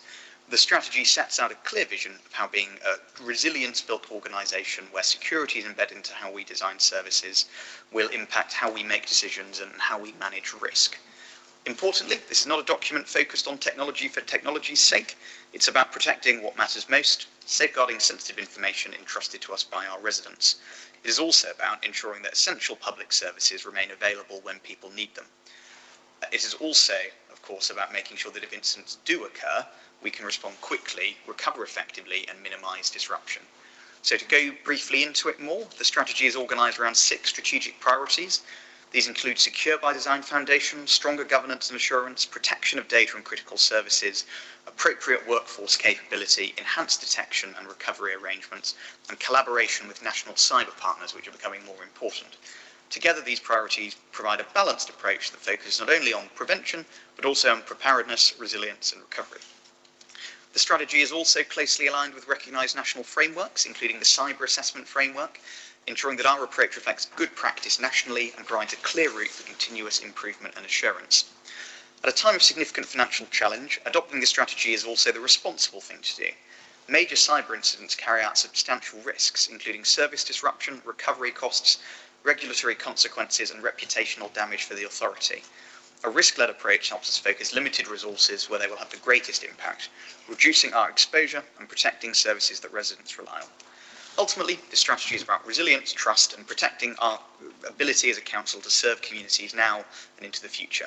I'm very happy to commend it and would ask colleagues to support its adoption. If anyone has any questions or comments to make, I'm sure I or David can respond. Councillor Husman. Thank you, Chair. Again, it feels like the report is heavy on ambition and vision, but light on measurable outcomes. It refers to governance, resilience, secure by design principles, workforce capability, but does not set out specific targets, milestones, delivery dates or success measures against which Cabinet and the public can assess progress. Secondly, despite the Council's declared financial emergency, the report provides very limited detail on the cost of delivering the strategy. It states that the strategy itself does not commit the Council to new expenditure and that future investments will be subject to separate business cases, which is great. Yet Cabinet is being asked to approve the strategy without understanding its likely financial implications. Third, many of the claimed benefits are presented without supporting evidence. The report suggests the strategy will reduce financial volatility, great, strengthen resilience and support sustainability, but offers no quantified assessment of current cyber risks, current maturity levels, projected improvements or ROI. Fourth, the strategy identifies risks such as legacy systems, skills shortages and third-party dependencies, but does not explain the scale of these existing problems within Shropshire Council or provide a clear roadmap for addressing them. This makes it difficult to judge whether the proposed actions are proportionate to the risks faced. Finally, the recommendation to delegate authority for annual updates to officers risks reducing future member scrutiny of an area that is increasingly important for service delivery and public trust. Significant changes to cyber priorities should continue to receive appropriate political oversight. For those reasons, we believe the strategy would be strengthened by the inclusion of clear performance indicators, greater financial transparency, baseline measures of cyber maturity, and stronger arrangements for member security, and ask Cabinet to build these in going forward. Thank you. I'll just bring Councillor Walker in and then I might see if David wants to respond to any of that. But Councillor Walker. Thank you, Chair. No, I appreciate the general theme of Dawn is to have all these KPIs so you can do scrutiny and all the rest of it. I've got no issue with that. But I wouldn't want you to downplay the risk of exposure when things go wrong. The more we're going to have to lean into transformation and lean onto IT and AI and all these other things to do heavy lifting, we need to make sure we've got the right assurance around all of that and the protection, because the cost of something going wrong in terms of it being unable to deliver critical service because something's fallen over, whether it's by malicious intent or by just overwhelmed systems or anything, that the exposure to the risk is profound and we can't ignore that. I wouldn't like to, with an IT manager's hat on in the day job, I wouldn't like to underestimate that risk in the slightest, because we're going to be doing more and more of this stuff and we've got to make sure it's all mitigated. It's not an option, really. Thanks, David. David, I don't know if you have any responses to any of that. Yeah, absolutely. And, thank you for taking the time to read through the report and ask the question, Councillor Husman. It is appreciated when we do get questions coming in. The biggest thing for me, I suppose, is the level of risk. And you said you haven't seen any benchmarks and things like that. It would be a mistake for us to publish those in a public forum, because what we don't want to do is expose our level of cyber preparedness or potential vulnerabilities that the council may have in a public forum. I'd be happy to share those in closed meetings with members. That's not an issue, but I would not be willing to discuss that in an open forum. In relation to cyber investment, currently everything contained within that report is deliverable within existing budgets. However, as you can imagine, the risk profile changes quite regularly within a cyber environment, and that's the reason for saying that actually we will come back with business cases for future investment decisions based on the risks that we're facing at that time. Nobody can predict the change in landscape. All we can do is respond as quickly as possible and make sure that we are adapting in a way that continues to protect the council. Additionally, there's the digital roadmap that's coming in August to Cabinet, and that gives you a clearer picture of the actual activities that will be undertaken. So you understand what it is we're actually delivering over the next 4 years, whereas this is more of the strategic framework about the vision of where we need to get to as a council. Thank you for the clarification. Fabulous. Well, I need a seconder for that. In this case, Councillor Owen, and I think we can move to the vote. All in favour? Fabulous. So, similarly, that brings us on to the digital strategy report, which I'm also presenting. So, this digital strategy is probably, unlike the cyber strategy, going to more directly impact on some day-to-day services that members notice. Though, of course, without a good cyber strategy, it could all fall over. I think it comes at a pivotal moment for this council. We face rising demand for services, increasing financial pressures, and as ever, high expectations from residents. So we all know, and I think all parties acknowledge, that continuing to operate in the same way is simply not sustainable. If we're to protect services, improve outcomes, and achieve some long-term financial stability, we must embrace new ways of working, and that is exactly what this digital strategy seeks to do. The first thing I want to stress, presenting it, is that this is not a technology strategy, it's a transformation one. It is about using digital technology, data, automation, and modern ways of working to redesign services around the needs of residents and communities. It is about making services simpler, more accessible, and more effective, and delivering even better value for money. At the heart of the strategy, though, is a people-centred approach. We want residents to experience services that are straightforward, joined up, and focus on resolving needs quickly and effectively. At the same time, we recognise not everyone wishes to use digital channels, and of course that some residents cannot. That is why digital inclusion is a core principle running throughout the strategy. We will continue to support those who need alternative routes to access services, ensuring that transformation reduces and addresses inequalities rather than creating them. I think the wonderful team out front at Shropshire Local and across our communities are a real testament to doing that well. The strategy sets out how we will modernise some of our outdated and fragmented systems, improve the way we use data, strengthen digital skills across our own workforce, and make responsible use of technologies such as automation and AI. Data will be increasingly treated as a strategic asset, helping us move from reactive service delivery towards a more preventative and insight-led model that's focused on identifying needs earlier and supporting better decision-making. A key strength of the strategy is that it brings together that service redesign, technology, data, automation and cyber security within a single governance framework, which is detailed in one of the appendices and in the strategy itself. This will help ensure that activity is prioritised according to need, risk and financial benefit, reducing duplication and ensuring that investment is focused on where it can deliver the greatest impact. I think that's a particularly important point because there are so many projects, well over 100, that we could be progressing with in digital alone. Actually, having a proper framework where we can choose where we invest is fairly fundamental, and I don't think has been in place in the way we would have liked it to be in the past. The strategy also places, though, a strong emphasis on measurable outcomes. Every initiative will be expected to demonstrate benefits, whether that's improved services, increased productivity, better outcomes for residents, or lower costs. In an organisation like ours, which faces the financial challenges it does, I think being evidence, value and accountability based is essential and probably speaks to some of the points we've heard from the opposition today. Ultimately, the digital strategy presented here is about creating a council that is more modern, efficient, resilient, and better able to meet the needs of Shropshire's communities, whether they want to use digital as a first port of call or not. It provides a framework for how we'll use digital data and technology to support transformation and help secure a more financially sustainable future for the council. I'm happy to commend it, and as with the previous one, I'm happy for either David or I to take any questions or comments. Councillor Houghton first, and then Hoosman to mix it up a bit. Thank you, Chair. We've spoken this morning a lot about the need for transformation at pace, and I think this strategy and the previous cyber strategy are those real key building blocks as an enablers for that as we move forward. And on this one, I'm particularly pleased to see the allocation of supporting people to become digitally included.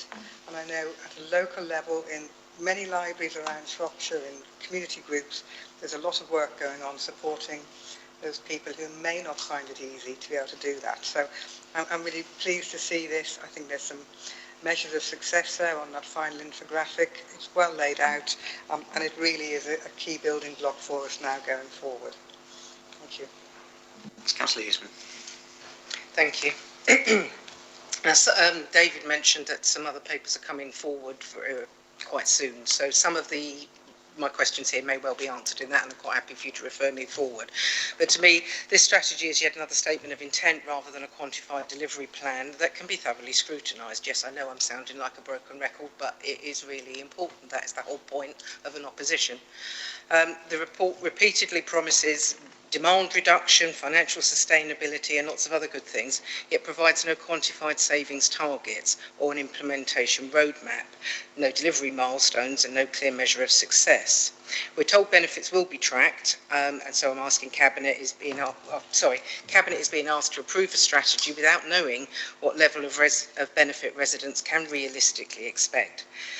Given recent evidence of digital projects procured at great expense but without member oversight, I'm not mentioning any names because I'm not allowed to, which may have to be reworked or even reprocured, this is very concerning. The Council remains in a declared financial emergency, and the report itself acknowledges that initiatives may be scaled back, delayed or changed because of financial pressures. This raises a fundamental question: how confident can Cabinet be that this strategy can deliver the transformation it promises when resources are already under strain, but the benefits of successful transformation are already built into budgets? I wanted to just pick up on Councillor Horton's comment on the inclusiveness. At a time when some of our most vulnerable residents that we most need them to be able to be inclusive, that they need to be able to use their iPhones or their smartphones, that they need to be able to use a laptop or that kind of technology. I'm experiencing this myself at the moment. They actually become incapable of doing it. And with family breakdown, with families living so far apart from each other, we're not able to go and pop round and just sort out issues on the phone. So please, David, this is so important. It really is such a massive issue. So thank you, Ruth, for bringing that up. But it really, even if they were able to use this stuff before, they hit a point where they genuinely are completely unable to do so, and that's when they need it the most. So thank you for putting some emphasis on that one. So my question to the portfolio holder is, what are the specific measurable savings, service improvements and demand reductions that Cabinet expects this strategy to deliver by 2029-2030? And when will members be provided with a detailed delivery plan showing that those benefits will be achieved and monitored? And as I say, that may well be coming forward in your report, but I'll note it here now. Thank you. I'll just bring David in next. His hand's up. David. Thank you, Councillor Wagner, and thank you again, Councillor Hoosman. Questions are in a similar vein, but if I take the point first around being able to engage with the council digitally, there's a strong emphasis within the report around digital by choice, human when it matters, and this is something that's particularly at the heart of everything I strive for. Delivering digital initiatives. My father has something called macular degeneration, What that means is he's effectively registered blind. So as you can imagine, trying to engage in a digital world is very difficult for him. He doesn't do online banking, won't go anywhere near it, won't pay for anything online. The only thing he seems to be capable of doing online is to complain via email. He seems to manage that, but nothing else. So always in the back of my head, I'm always thinking with that hat on, going, if we put this in, would my father be able to engage with us using that technology or not? I think that's quite a good benchmark. You're absolutely right. Times change for people as well. So, for example, today I'm very digitally able, as you would imagine with me being in my role. However, I may have an accident tomorrow, which means all of a sudden I can't engage in a digital way. So we need to make sure that whatever services we're providing for people, there are multiple routes for them to engage with us, but we need to make those routes as efficient and productive as possible. So if you choose to engage with us in a digital capacity, you can do so easily and it's simple and efficient. If you choose to come in and speak to somebody face to face, equally, the time available for them to be able to do that and give you the service that you need. What we're saying here is we need to try and encourage those people that are capable of engaging with us in a digital way to do so, because effectively that costs less for the council. So we need to make those services so good, people actively choose to use those channels because they're able to do so. The second point around, it all sounds sensible, but what are we actually really getting, and how much is it going to cost, and where's the benefits out the other side of it?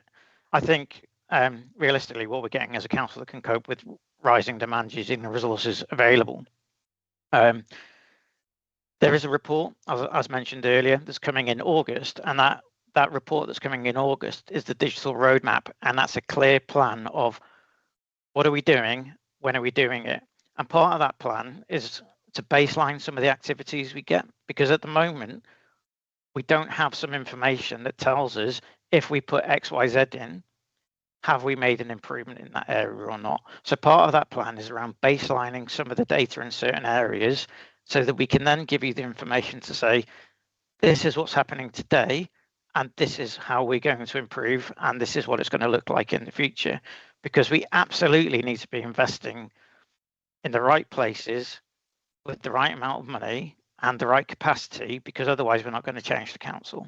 But ultimately, we need to demonstrate that what we are doing is the right things. And if we're not doing the right things, then we need to also be able to demonstrate that that was the wrong thing to do, and we can change course quickly to make sure that we are doing the right things for the council moving forwards. But I think you'll find that most of your questions are answered in the roadmap report coming next month. Thank you, David. And I think just to maybe finish on that, there's some great examples of where transformation is really obvious. So, if a resident comes into this building today with a particular need and reports it to Shropshire Local, but they also email me as their councillor and I report it through the members' inquiry system, and they also contact part of our social services team, those three systems are not the same system currently. Just as a really good example, so they could have 3 officers working on the same thing right now. That happens a lot, and the point of the strategy is to define the criteria against which we choose to spend EFS on that rather than another thing, because we could choose to spend it on hundreds of things, and I think the way it was done in the past was a very large check to a very off-the-shelf programme which just hasn't done what it needs to do. I think we know that now, and I think the digital team would have told people that at the time. I'm sure they did. Not speaking for David there, but I'd also say that keeping in-person service is good. It's quite essential that we have this sitting behind it. So you don't need to know how to use a smartphone to come and report stuff at Shropshire Local, but the people who are running Shropshire Local do need a good system where they can log that, get it somewhere, make sure that it's all done. That needs to be, the people with higher digital aptitude need to be able to work on that, because otherwise, it's just going to fall apart. So, as I say, I think that plan going in August is going to be the interesting part. But I'm very happy to propose this and take it to the vote now. Councillor Owen to second, fulfilling my normal role. All those in favour? Excellent. Thank you, David. That was really, really useful answers on both reports as well. Very thorough. Thank you. Could I ask a really big favour? Yes. Could you please ensure or try and work with partners to get carers, digitally competent, because if they're working with these people, then potentially, you know, I'm dealing with it at the moment, they don't know how to use the technology, and that could be a really good strategic, you know, partnership kind of linkage. Thank you. Yeah, Councillor Houghton, yes. If I give the example, Councillor Housman of the local library in Bishop's Castle, there's a very active digital skills group, which has actually attracted a lot of men, older single men, which has been really helpful because they're actually now volunteering. They've come along to find out more, take on a volunteering role, and there's a regular flow of people of all ages going through, learning more about learning more about what the digital skills they need, and many of those are in a caring role as well. So it does happen, but it happens in very local communities, and something to be really proud of. I think that does happen in some areas, and the library actively seeks community grants, voluntary grants to help deliver that programme as well. Fabulous. As we voted, move on to the next item, but I think that's a useful discussion and very much, you know, it's going to underpin a lot of the transformation programme, so that will not be the last we hear of that. Thank you, David. So that moves us on to the Town Space Public Protection Order, which I'll be presenting on Heather's behalf. I'm sure you're all sick of my voice by now. So this is actually a really good news story, first of all. Obviously, I know the town centre pretty intimately well as the local member, but what we've got before us today is a request to extend for 3 years the PSPO we have in place, which essentially gives the police additional powers over certain issues which are most prevalent in the town centre, so alcohol incidents, congregation, drug litter, misuse, you know, essentially some of the normal bustle of a town centre and the normal things that we need to make sure are policed in a slightly different way to if they were in a more ubiquitously residential area. But what it also comes with is a really positive set of insights into a number of the changes which have been made over the last 2 or 3 years to better police Shrewsbury town centre and keep residents safe.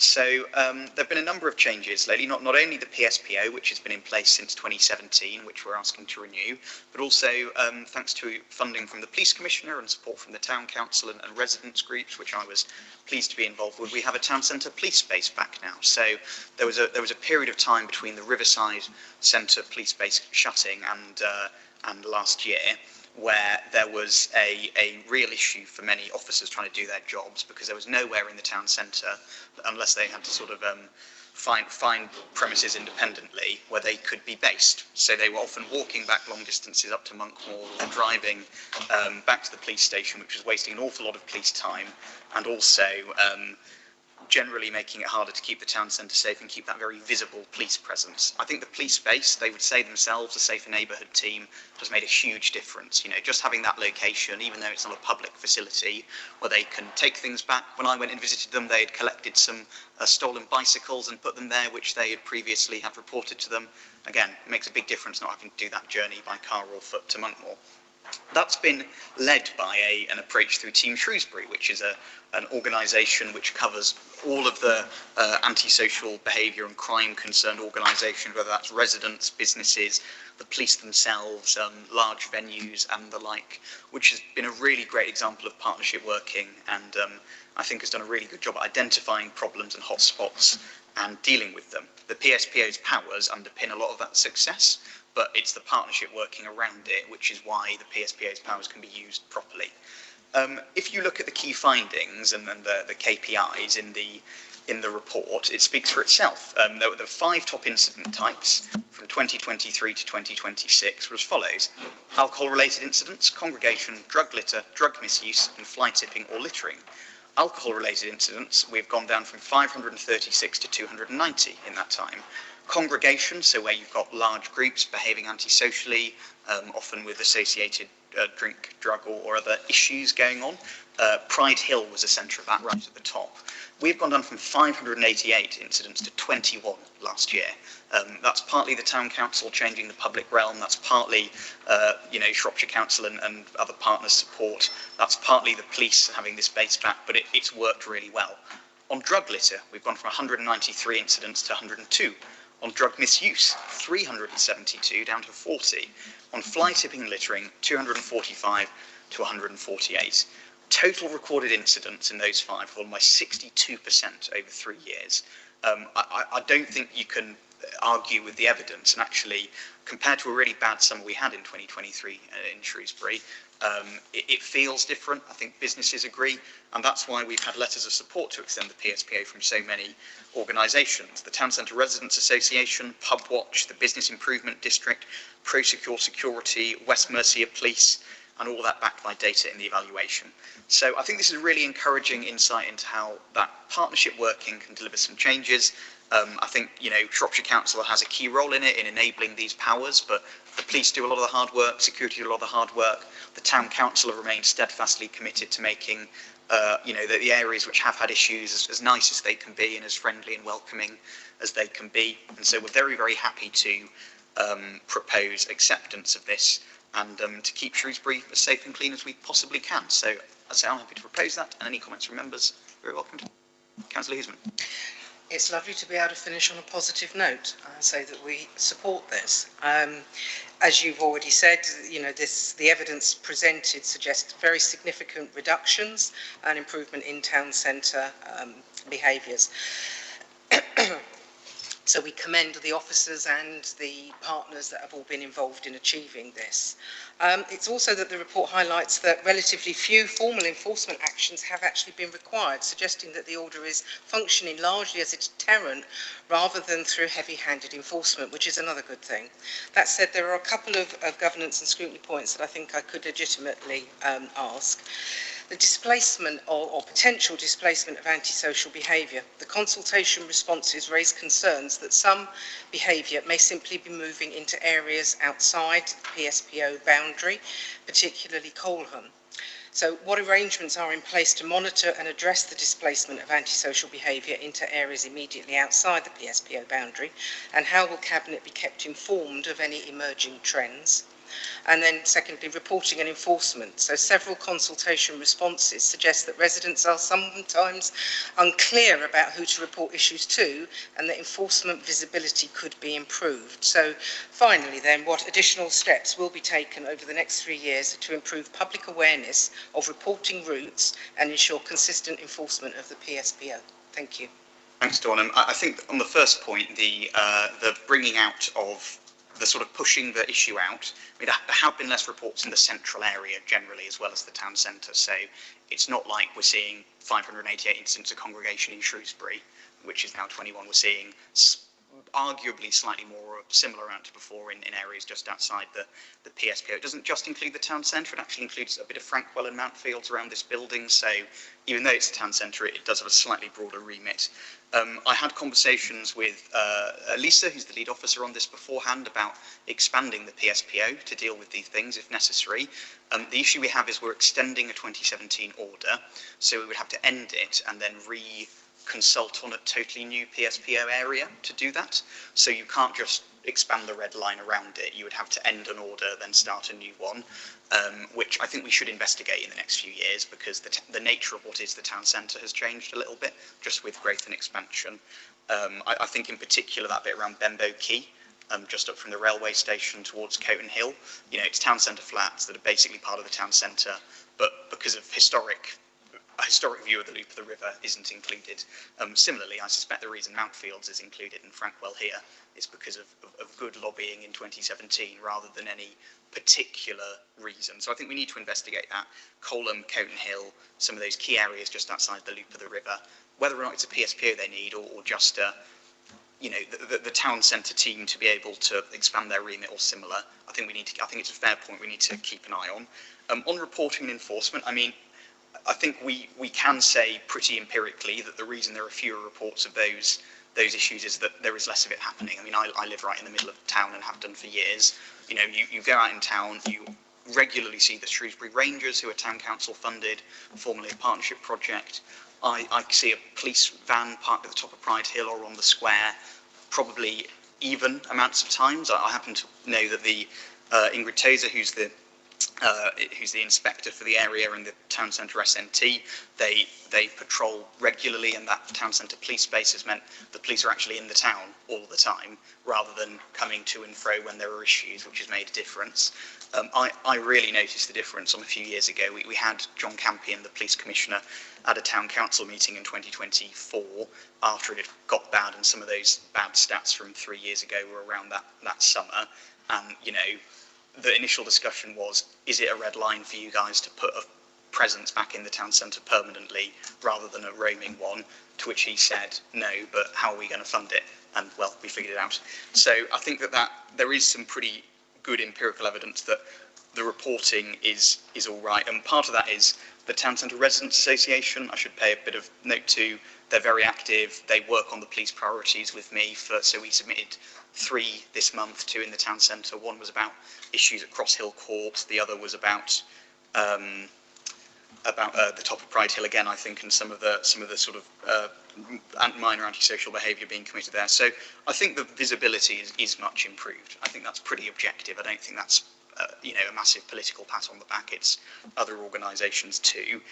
But there's always more to do. And 21 incidents of congregation, 290 of alcohol, 148 of littering. That's still stuff to police that we need to get on with. I think a final point I'd make is I put something out about this and spoke with a few residents, and some of the initial response was, well, that's because footfall is down. Footfall isn't down in the town centre. Footfall is up across that period. We've had a really successful few years. I think that, considering the national economic picture, Shrewsbury bucks the trend in more ways than one. This year we were level on last year. Nationally, high streets were 3 or 4% down.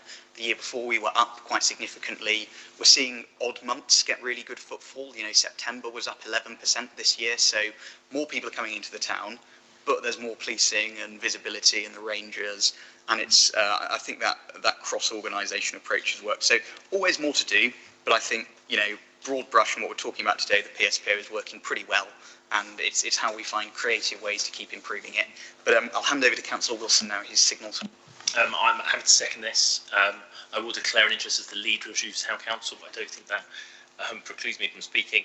I think it's clear that Shrewsbury is on the up in this sense, but there's still more to do. I think partly, and hopefully we'll see over the next year or two, the increased presence of, I'm going to say, council staff, not specifically Shrewsbury Town or Shropshire Council, but council staff collectively in the town centre will help. It's much cleaner now, and I think we look at the work Michael Bloomberg did in New York on broken windows theory. I think actually if you have a well-maintained place, it helps create civic pride and helps people think that it's something that needs to be decent and loved. I think there are discussions ongoing between the Town Council and the Shropshire Council about how the PSPO can be used between officers and how those increased council staff, no matter which council, can help with using the PSPO. I think it's worth it. I don't think you quite mentioned it, Councillor Wagner, that the Ranger scheme is a joint project between the Town Council and the BID. The BID play a large part in funding those rangers, which have a really significant role to play. So it is that multi-agency approach, and I think the bit above that is Team Shrewsbury, which brings together not only Shropshire Council, the police, the Town Council, the BID. I think I'm going to ask Rachel how many people are on Team Shrewsbury. I think about 20 odd different organisations that we don't come out, and I'll say it's fine. But it's a really good example of how multi-agency working really does work. I think most people probably haven't heard of Team Shrewsbury, but behind the scenes it does some really important stuff for keeping our town safe and clean and prosperous. So very happy to support and second. Absolutely. So I think we can take that to the vote in that case. All in favour? Super. So on that note, we move on to the exclusion of press and public. So I'm happy to propose that we resolve that in accordance with the provisions of Schedule 12A of the Local Government Act 1972, paragraph 10.4 of the Council's Access to Information Rules, the public and press be excluded from the meeting during consideration of the following items. Do I have a seconder? Councillor Owen. All those in favour? Excellent. Wait for Ashley to take us